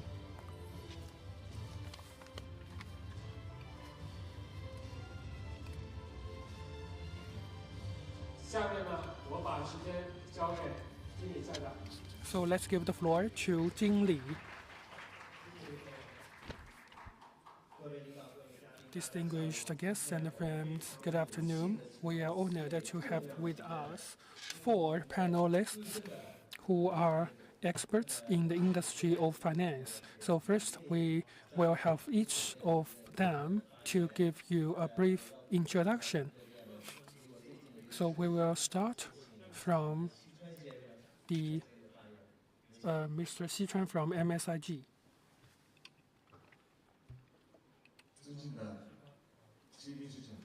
Distinguished Secretary General and President Jing, guests, good afternoon. I am really happy to be here for the panel discussion and to discuss the financial development opportunities. I would like to center on briefly share with you some insights on the overseas risk insurance coverage and digital platform service that our company is actively advancing in support of the BRI. Our company, MCSI, is a core enterprise under MS and AD Insurance Group, the largest global insurance group in Japan. We provide financial insurance and risk management services in 42 countries and regions worldwide, particularly in Asia. Our company is the largest insurance provider in the ASEAN region and the only insurance institution with branches in all ASEAN countries. Additionally, we were among the first foreign-funded institutions to enter China's insurance industry, and we have been conducting insurance and risk management business in China for over 20 years. We have always aspired to be a company that contributes to and adds value to China's national strategy and socio-economic development since 2018. In order to support the implementation of China's BRI, our company has actively leveraged the global network resources of the MSAD Group and its extensive experience in overseas cooperation. In collaboration with our strategic partner, China Pacific Insurance Group, we have jointly provided comprehensive risk solutions including insurance services for Chinese projects in Belt and Road countries and for Chinese enterprises expanding abroad. In October 2018, our company, together with CPIC, participated in the first China-Japan Third-Party Market Cooperation Forum held in Beijing. In the presence of the leaders of both countries, we jointly signed the Comprehensive Cooperation Agreement on establishing a service system for overseas risk solutions for Chinese enterprises expanding abroad. We utilize MSI's overseas network to provide local insurance services to Chinese enterprise and investment projects expanding abroad. By integrating resources, both parties complement. We have underwritten 126 China projects. A cumulative figure is more than 100 million. And in the meantime, since 2017, we have served as the agent company in order to our company has served as a long-term economic advisor to the governor of Guangdong province. In response to Guangdong's Go Global strategy for enterprises, we proposed and established the risk management platform for foreign trade and investment enterprises of Guangdong province. Through this platform, a comprehensive risk management and service system has been developed for Guangdong's small and medium-sized enterprises that are Go Global, helping them expand overseas with confidence. With the support of the Guangdong provincial government, the Financial Bureau platform was spearheaded by our company in collaboration with three major insurance companies, PICC, CPIC, and Ping An, and was officially launched in May 2021. The platform includes an overseas risk alert module, which provides enterprises with country-specific risk information, including risks related to foreign trade and investment in various overseas countries. The platform targets SMEs and has designed and developed exclusive insurance products, export product liability insurance, and accident insurance for overseas business trips and personnel on assignment. Go Global enterprises can access the platform through the link provided on the Guangdong Provincial Department of Commerce Go Global Public Service System, where they can conveniently search for information and purchase insurance online. Currently, with the joint support of the Guangdong International Chamber of Commerce and various local chambers of commerce, the promotion of the platform is steadily progressing. We also look forward to the platform becoming a comprehensive platform for financial institutions to collaborate and provide financial services to global enterprises. We hope to explore potential cooperation opportunities with the association and financial institutions regarding the platform.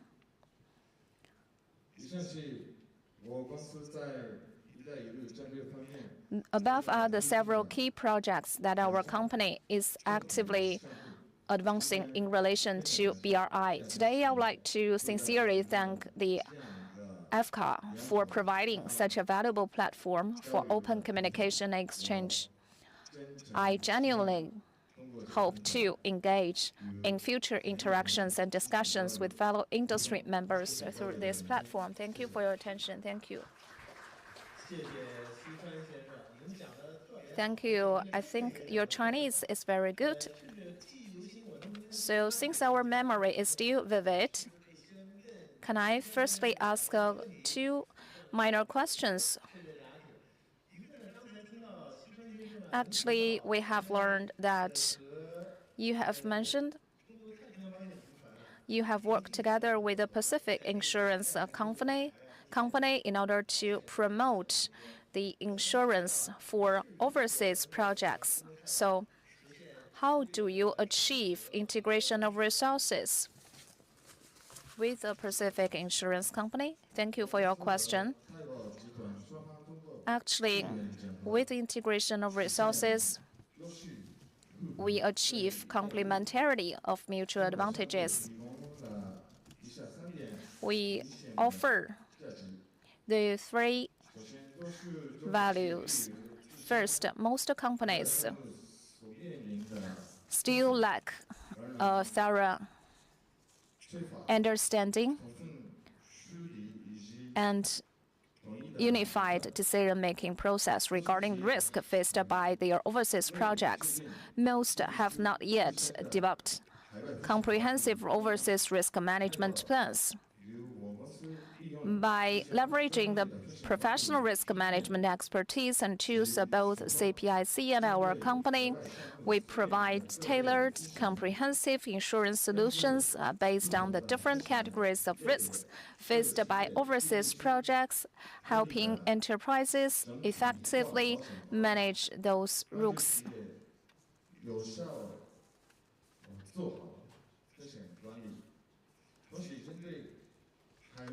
At the same time, in response to the varying insurance policies of different countries, we provide clients with end-to-end services locally, including risk assessment, policy insurance, claims handling, and settlement.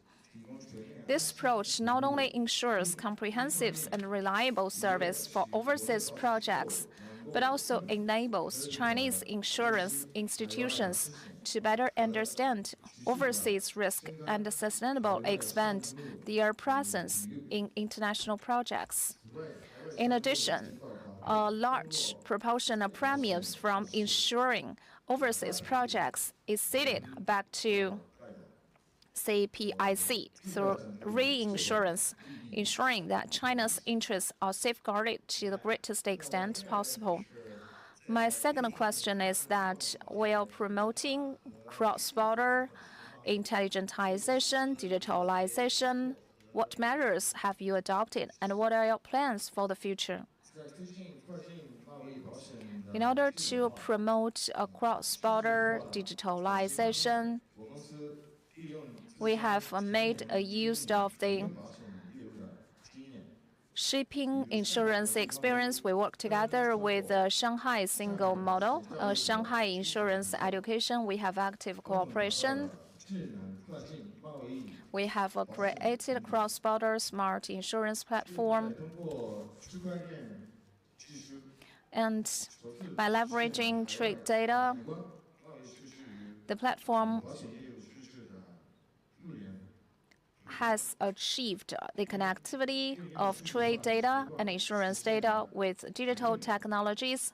We have achieved enabling seamless connectivity of trade data, insurance data in the future. And since it's went to live, we have internal companies and a great number of trading companies and the social high recognition of society. Many enterprises showcase that this trade insurance platform have them feel the service which cannot be offered by other countries' ports. In the future, we will use this as a foundation and a starting point to jointly advance the application of the trade data across multiple scenarios. We aim to expand the data integration and utilization across the entire trade process, including logistics, warehousing, and foreign exchange settlement, achieving efficient connectivity between cross-border trade-related data and insurance industry data. This will promote the intelligent and digital transformation of cross-border trade insurance, enhancing both operational efficiency and service quality.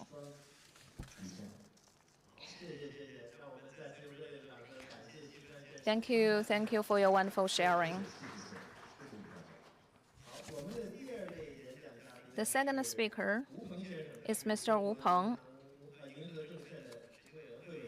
the managing director of Yinghe Securities. His topic is digital financial resources, jointly building a new future for the Belt and Road. Distinguished guests and leaders, thank you. Thank you for the organizer. It's my great pleasure to join everyone in Beijing for the AFAC annual main forum, where we will engage in discussions. I'm responsible for investment in Galaxy Securities. My topic is digital and financial resonance, jointly building a new future for the Belt and Road Initiative. I would like to share with you the basic information of Galaxy Securities. There are several characteristics. Actually, it is a state-owned enterprise, Galaxy Securities. The shareholder is the authority, and we have three securities like. That is the first characteristic. We have state-owned enterprise background. And the second, Galaxy, among all securities, it covers the largest number of outlets. We have more than 400 outlets. We consistently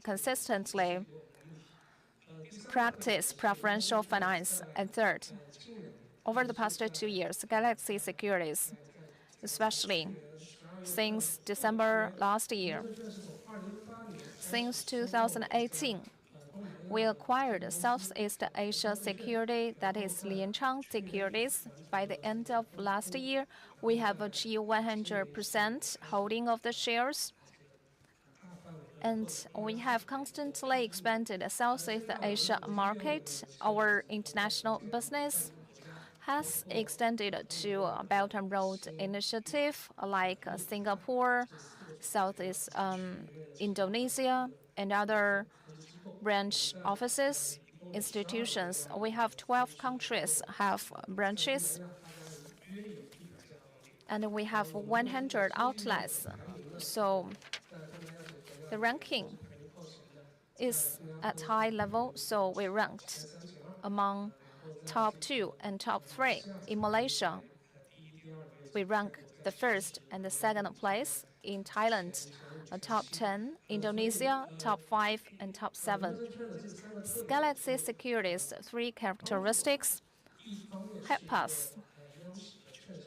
We are a state-owned enterprise, securities with a state-owned enterprise, and we have our own unique layout in Southeast Asia, Belt and Road countries. We have our own advantages, either for companies who like to develop in Southeast countries, or those who like to go back to China, who like to start their business in China, governments, institutions. We have sufficient resources to them. That is a brief introduction of Galaxy Securities. Next, I would like to share with you, centering on today's topic. The topic today is Belt and Road and digital finance. First, China's role in digitalization of BRI. China is an active contributor, leader. It is committed to digital Silk Road. In 2023, China's digital economy has exceeded 550,000. China has been actively promoting digital demonstration zone. It actively cultivates new models. In the first half of this year, China's digital trade has been amounted to 3.6 trillion RMB. The high scale has been unprecedented high, and there are many low-income countries. Their digital economy has been very low, including the BRI countries. For some BRI countries, since 2017, when we proposed the digital Silk Road, we introduced reinforced cooperation with Southeast countries, especially in digital field. And in their countries' digital transformation, we have played an important role. 的上升以及消费市 So the internet is developing, and the digital economy is 300 billion US dollar. It is growing very fast.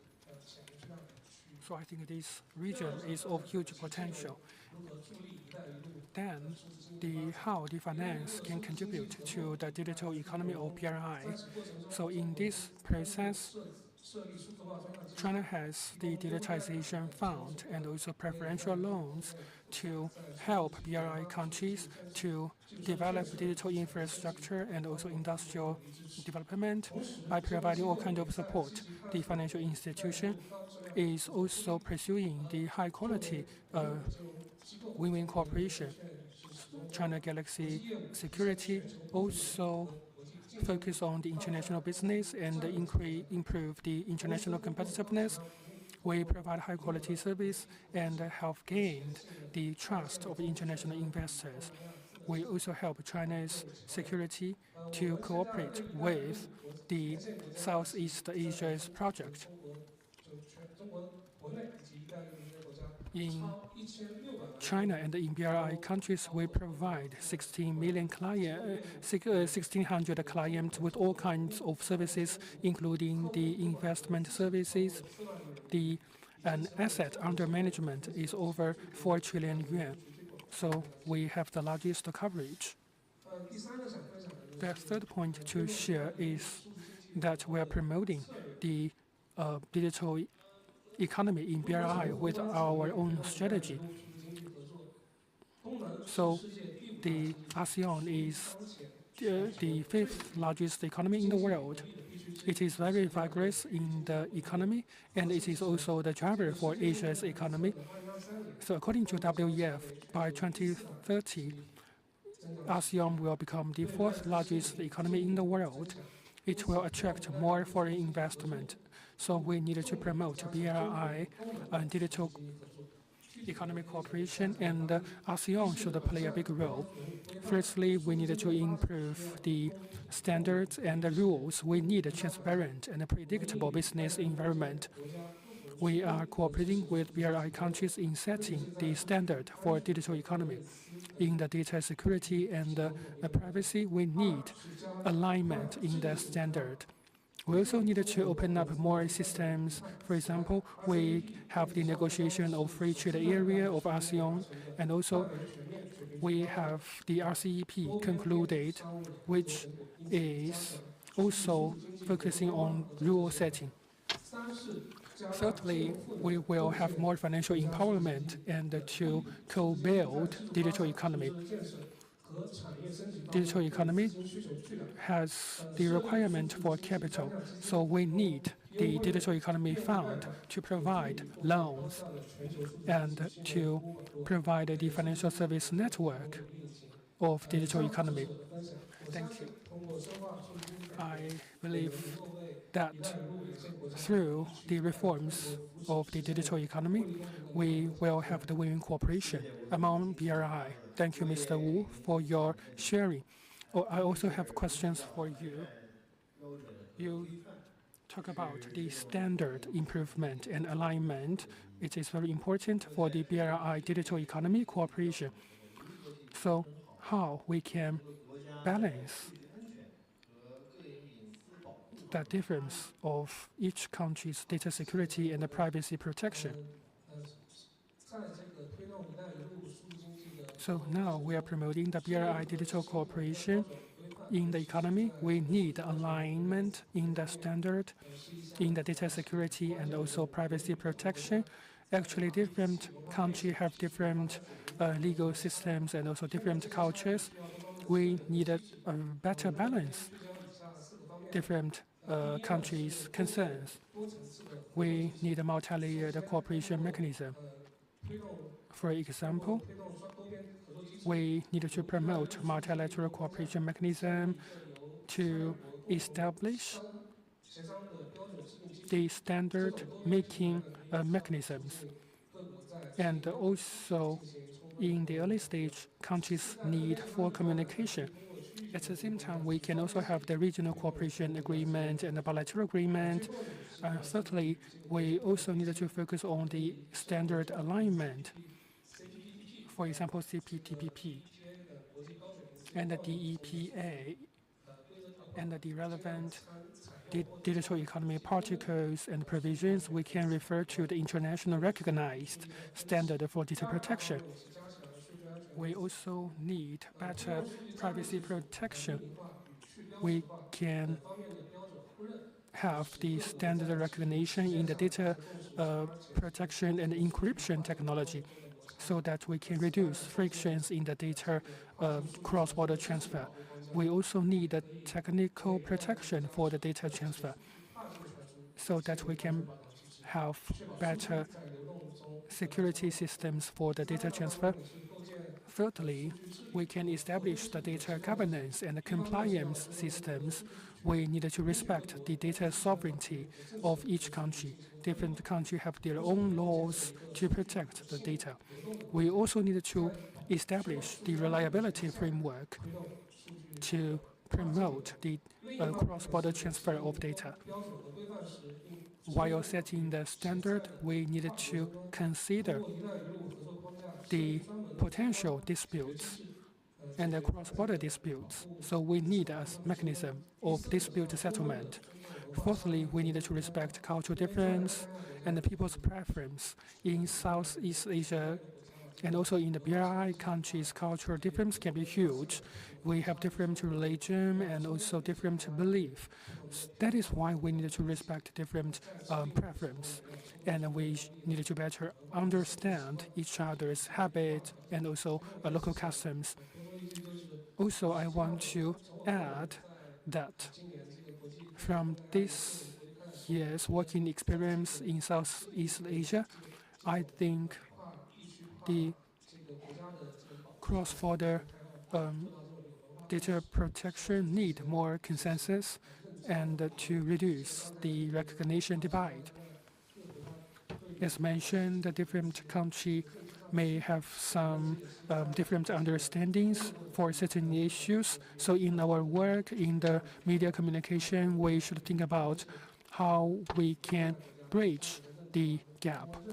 For example, Southeast Asia country can have better understanding of China, and we can build up mutual trust and better protect the data and the privacy. Thank you.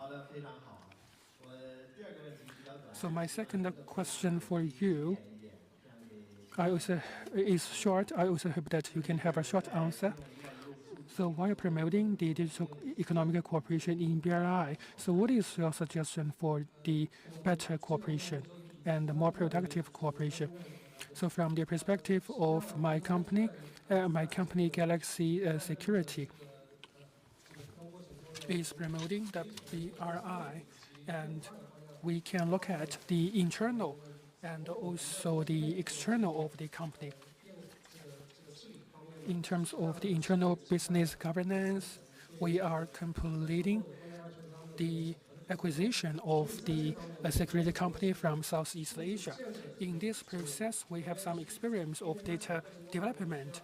In the process of acquisition, we needed to talk to the Southeast Asia's branch, and we are thinking about how we can address the risks. From the perspective of IT, we need the common facility so that our internal facility of Galaxy Security should be connected. In mainland China, we are very strong in the facility, in the security companies. So we're kind of ahead, or 10 years ahead of the companies we're going to acquire. So we want to promote our data facility to the branch in Southeast Asia, and we look for their cooperation. So this is an important task. The second point is that in the BRI countries, we are also carrying out all kinds of work. For example, this year we held all kinds of meetings. Last weekend in Hainan, we have the Southeast Asia Investment Forum with the participation of 300 institutions and companies. It also attracts a lot of investors from Southeast Asia and also Chinese investors. And the conference was very successful, and we also take the advantage of the connections and also the platforms. We have expanded our business in Southeast Asia. Previously, it was limited to the retail, but this year, we expand to the investment bank and also more areas. So in the BRI cooperation, we have some contribution. Thank you. Our next panelist is Madam Hamori Rika, the Chief Economist of Hungarian Banking Association.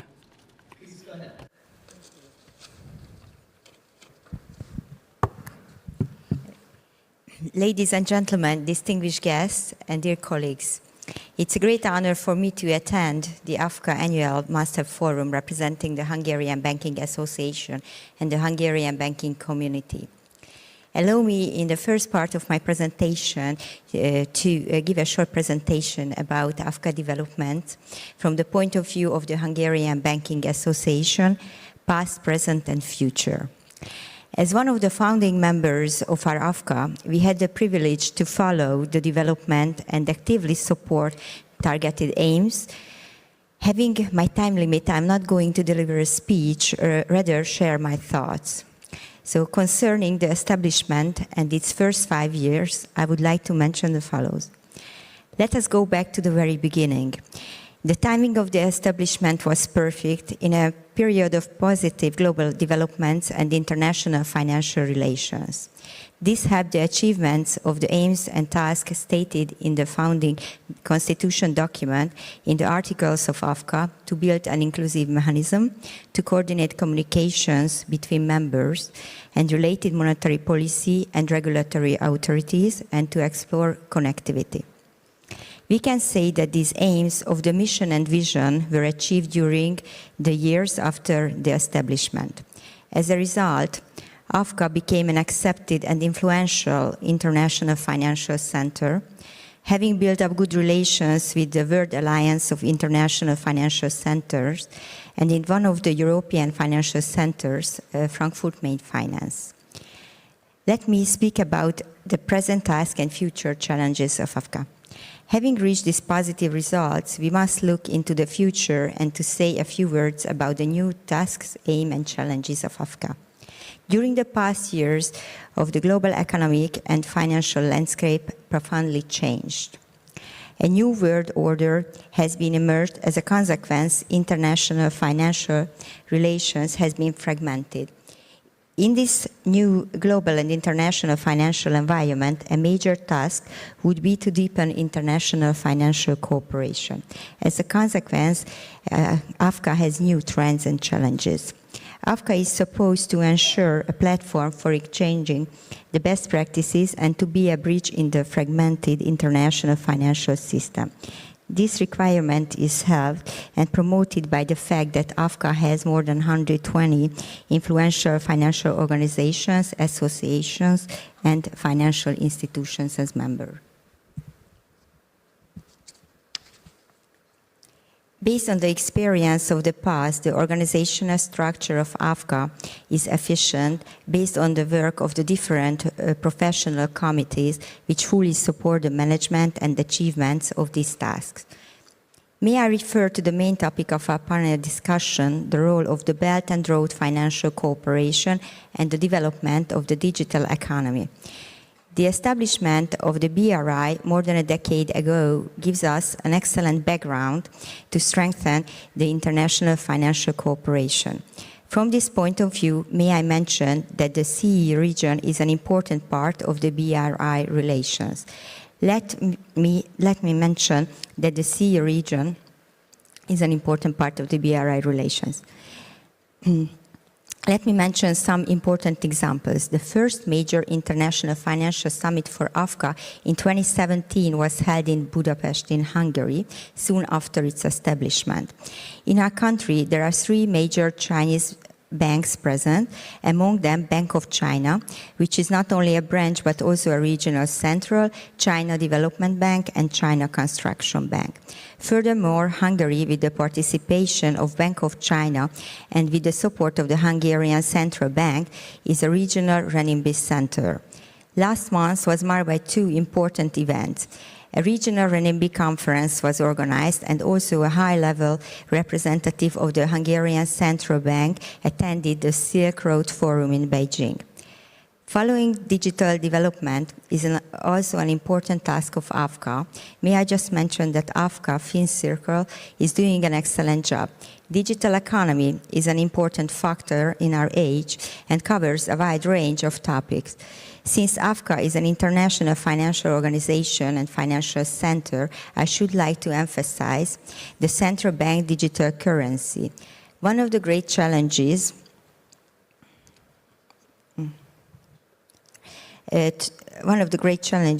of this topic is the introduction and functioning of the CDBC, since these will have a crucial role in the international financial cooperation and global competition. In this respect, China is a pioneer since the digital yuan has been successfully introduced. Its regulation makes possible not only local use, but cross-border use also. Ladies and gentlemen, dear colleagues, may I conclude that after a successful development of our AFCA is today an important and influential financial center. I should like to confirm that the Hungarian Banking Association is dedicated to continue the support of AFCA and to be a bridge to the Central and Eastern European region. We should like to thank to all our dear colleagues for their support and excellent work during the past years.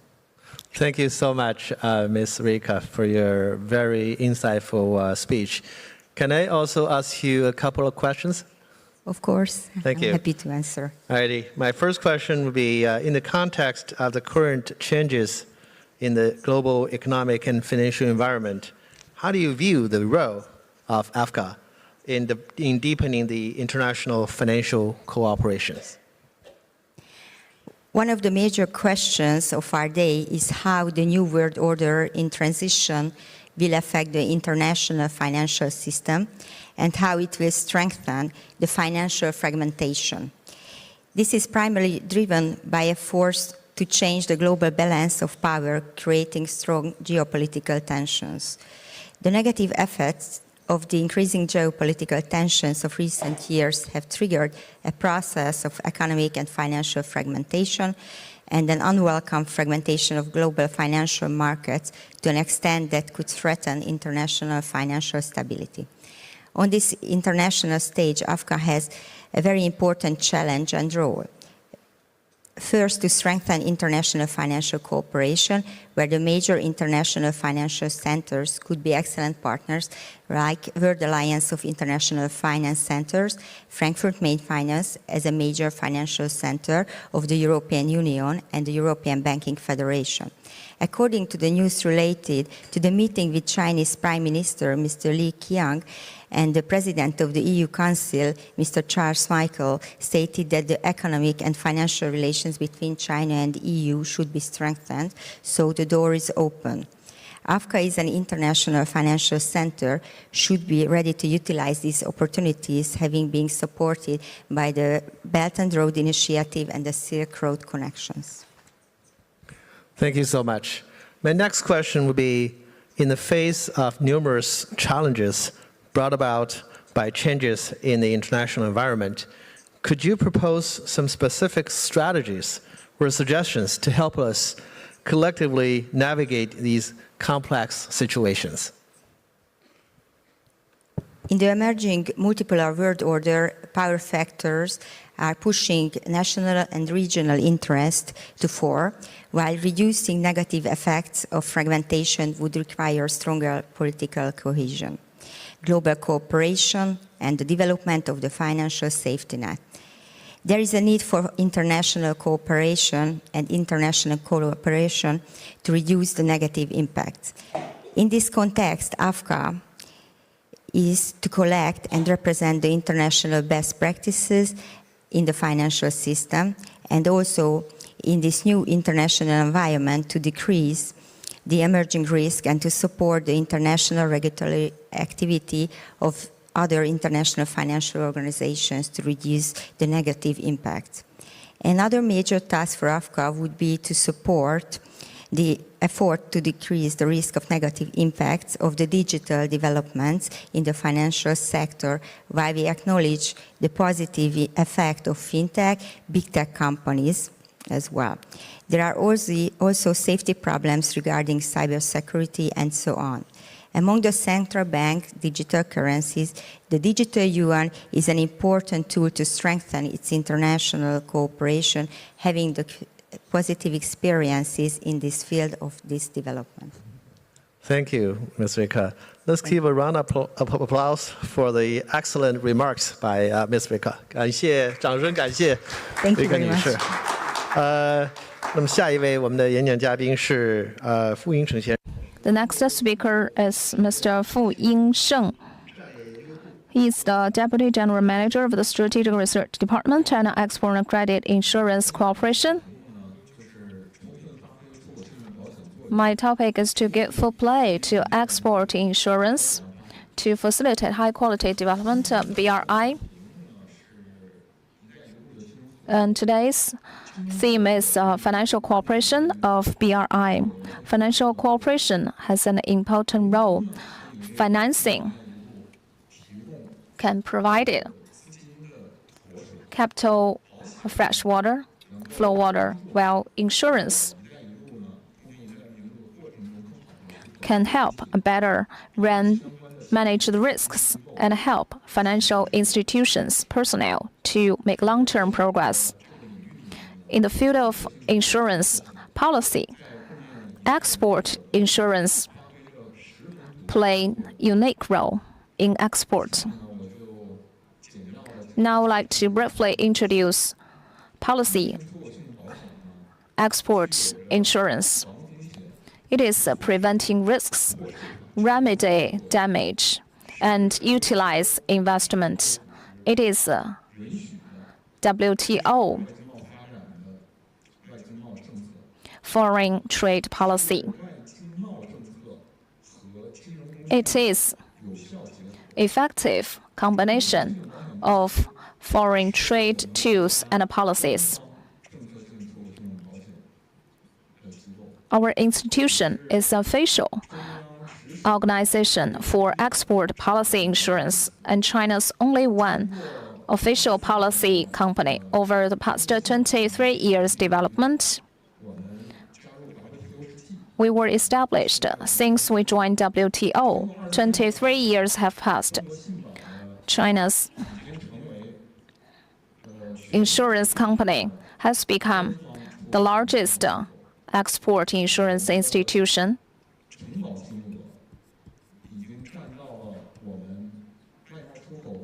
Sinosure supports about 25% of China's total exports each year. It is much higher than our peers in this industry by 5%. Our insurance covers SME 40% and 70% of their export amounts. While jointly building BRI, Sinosure performs policy functions in preventing risks and promoting projects construction. Since 2013, Sinosure has been supporting more than $2.2 trillion for the BRI foreign trade and investment. It plays an irreplaceable role in supporting the construction of BRI. We are a participant in policy connectivity, supporter for infrastructure connectivity. I would like to summarize. Policy export insurance function. It corresponds to 5 connectivity. There are 5 roles it plays. First, policy communicator, and also infrastructure connectivity supporter, and protector for trade connectivity, and a razor for financial connectivity, and guardian for people-to-people connectivity. First, for policy connectivity, export insurance has taken deep part in almost 50 countries, and 70 more projects are relevant planning formulation. The first and the second Belt and Road Forum, 18 projects are under promotion of Sinosure, and we have listed 14 relevant projects. Furthermore, with more than 40 countries and governments, financial institutions, peer institutions sign agreement. And secondly, in facility connectivity, Sinosure focused on integrated layout of land, ocean, and sky. In railway, water, railway, information infrastructure, as well as communications infrastructure, and oil and gasoline, we have done a lot of work, like the Kenya railway and the Central Asia natural gas pipe. Those are the symbolic projects of Sinosure. Over the past years, we have accumulatively supporting $210 billion. And the second, it will help enterprises to promote trade with flexible payment. Sinosure, in relevant field and chains, we have promoted and guaranteed the stability of industrial and supply chain. We have supported relevant countries with $1.5 trillion of trade and support payments of $7 trillion. The seventh is fundraising, financing, capital connectivity. So Sinosure has played an important role in buffering of risks and also credibility increase. And it has lowered the cost of loans. And Sinosure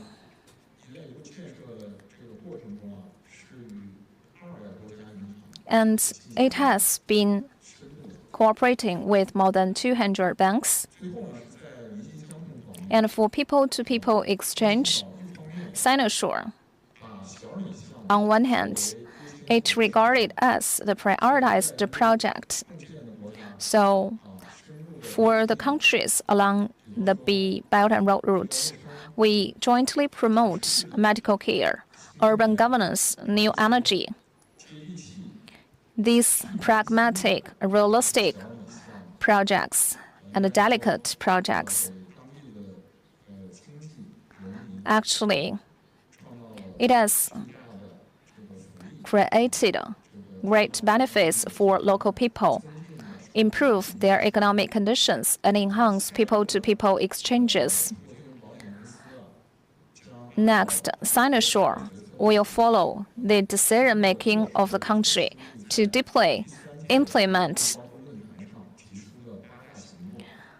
8 actions proposed by President Xi at a 3rd BRI forum to promote high-quality development of BRI.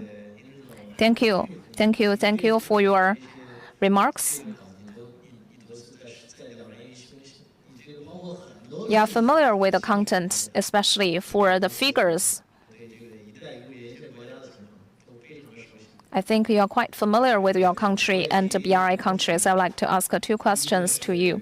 First, Sinosure While supporting digital economic cooperation, what measures you have adopted and what are the performance? So for digital economy,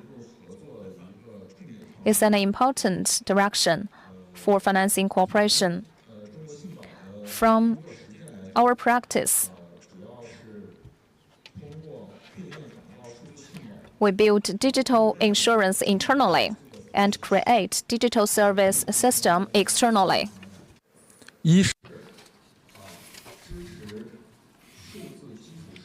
Firstly, we support the development of digital infrastructure. As mentioned by Mr. Wu from Galaxy Security, they have all their own facilities. The development of digital economy needs computation power, data storage, and data transmission. So my company, Sinosure, carry out our own business policies and support the companies in terms of the equipment export and also for the project contracting project, we're promoting cooperation. For example, Sinosure support the telecommunication equipment manufacturers to help the telecommunication operators in BRI and to increase the capacity of telecommunication in BRI to benefit local people. At the same time, we are promoting Chinese standard and technology to other countries. Secondly, we develop the digital trade. Digital trade is an important part of digital economy. Digital trade include trade in goods, in services, and also in data. We have the innovative insurance, and we support the cross-border e-commerce and also the trade in services development. We are also supporting internet advertisement, insurance, and to support Chinese company in the overseas marketing and publicity. We are also supporting the digital transformation. We are promoting digital transformation vigorously. We have our own companies, and we have rebuilt our core systems, and also we have the insurance risk management systems. We also provide a digital service and use our digital capacities. And we have the one-stop solution for the client. You might have known that 信补天下 application have used our application in terms of the industry insider communication. We are also promoting the digital transformation. My second question is how the Sinosure, what kind of experience you have gained in the BRI project?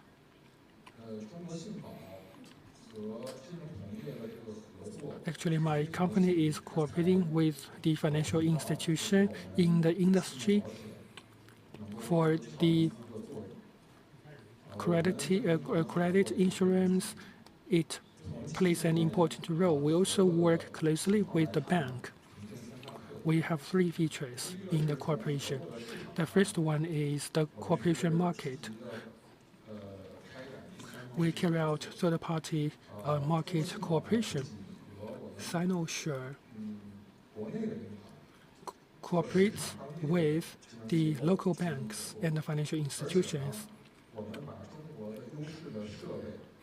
We bring China's advantage in technology and equipment and combine it with the foreign capital so as to provide the better financial cooperation for the third-party market in Latin America. We use this method to support the new energy project. In Central Asia, we support the manufacturing of cars and auto components. In Turkey, we also support the project in Sri Lanka. In South Asia, we support the reinvention of the plastic product making equipment. We are also satisfying the demand of diversified projects.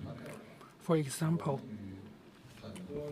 in terms of the loans, we cooperate with the financial institutions to provide large amount and long-term to provide the loans to the long-term project and a larger scale project.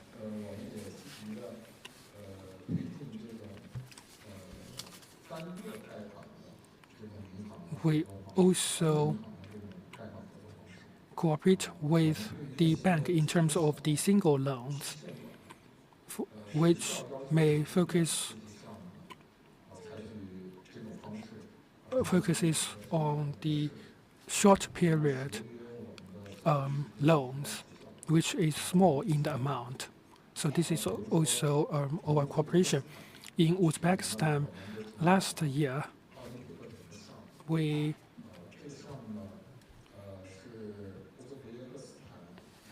provide insurance for the Olympic project. We underwrite the insurance for the Asian Youth Games venue construction. And we provide insurance. The Import and Export Bank provide 2.5 billion of the loans for Uzbekistan. This project is one of the cooperation results of the third BRI Forum.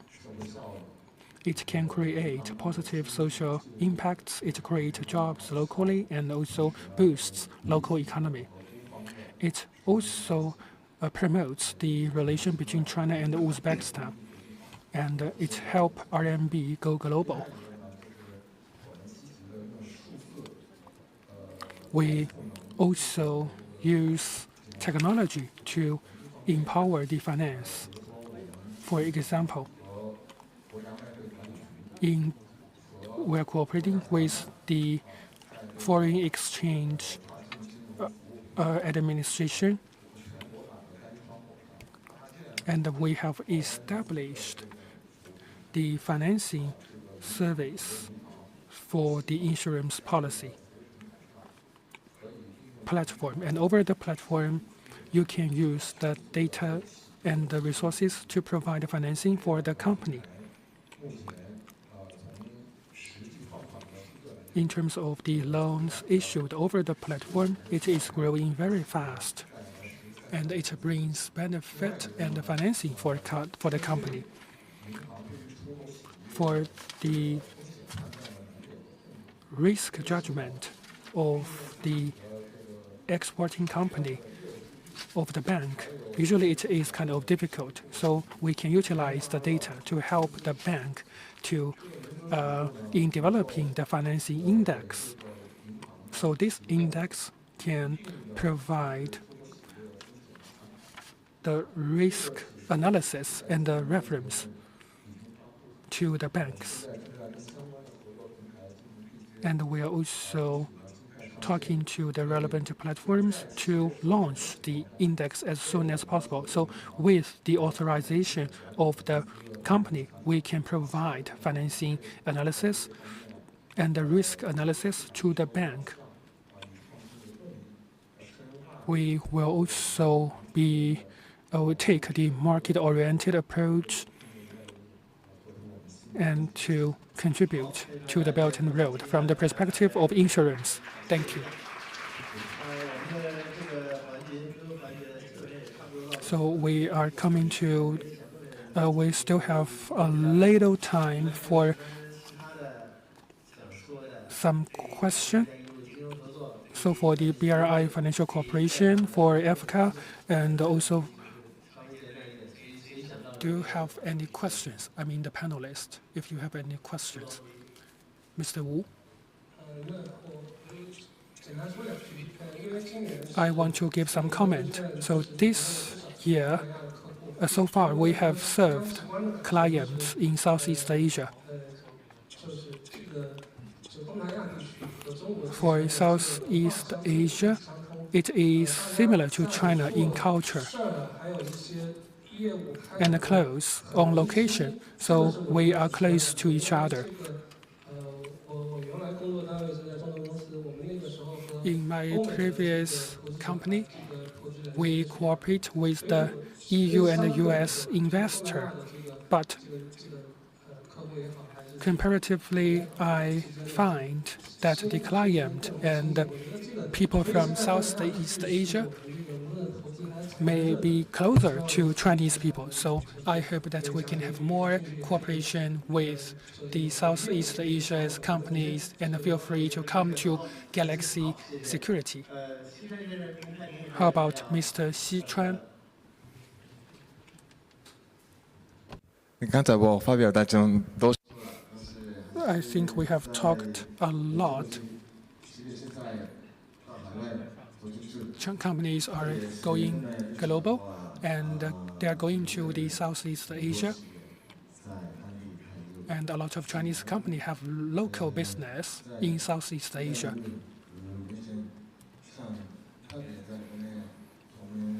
Now, the BRI is helping Chinese companies to find local solutions in Southeast Asia. To share with the audience, just a couple of sentences, maybe. Okay. So in Hungary, the BRI helps a lot to expand the Chinese companies to open offices in Hungary. So we have more and more car manufacturing companies attending and battery companies attending on the market. And obviously there is drives to have more Chinese bank present on the local market as well. And we look forward to the future collaboration as it was in the past. Thank you so much. 副总，您呢？ Then, Mr. Fu, I want to repeat some of my opinion. The digital economy is unstoppable. It is irreversible. So in the trend of digital economy, the insurance company and also the banking institutions should create an ecosystem for cooperation so that we can have co-building and co-sharing in BRI, and we can provide high-quality financial service for the exporters. Thank you. Then we will have the Secretary General. Thank you, President Jin. Thank you all of the panelists for your sharing. Thank you. So I think we are coming to the end of today's session. We have talked a lot. Thank you for your participation. Once again, I'd like to thank the Financial Street Service Bureau. So today is a new starting point. Africa will continue to work together with the members and also the partners to have more cooperation to contribute to Asian financial cooperation and high-quality development of BRI. So with that, we have concluded today's symposium. So look forward to meeting you next year.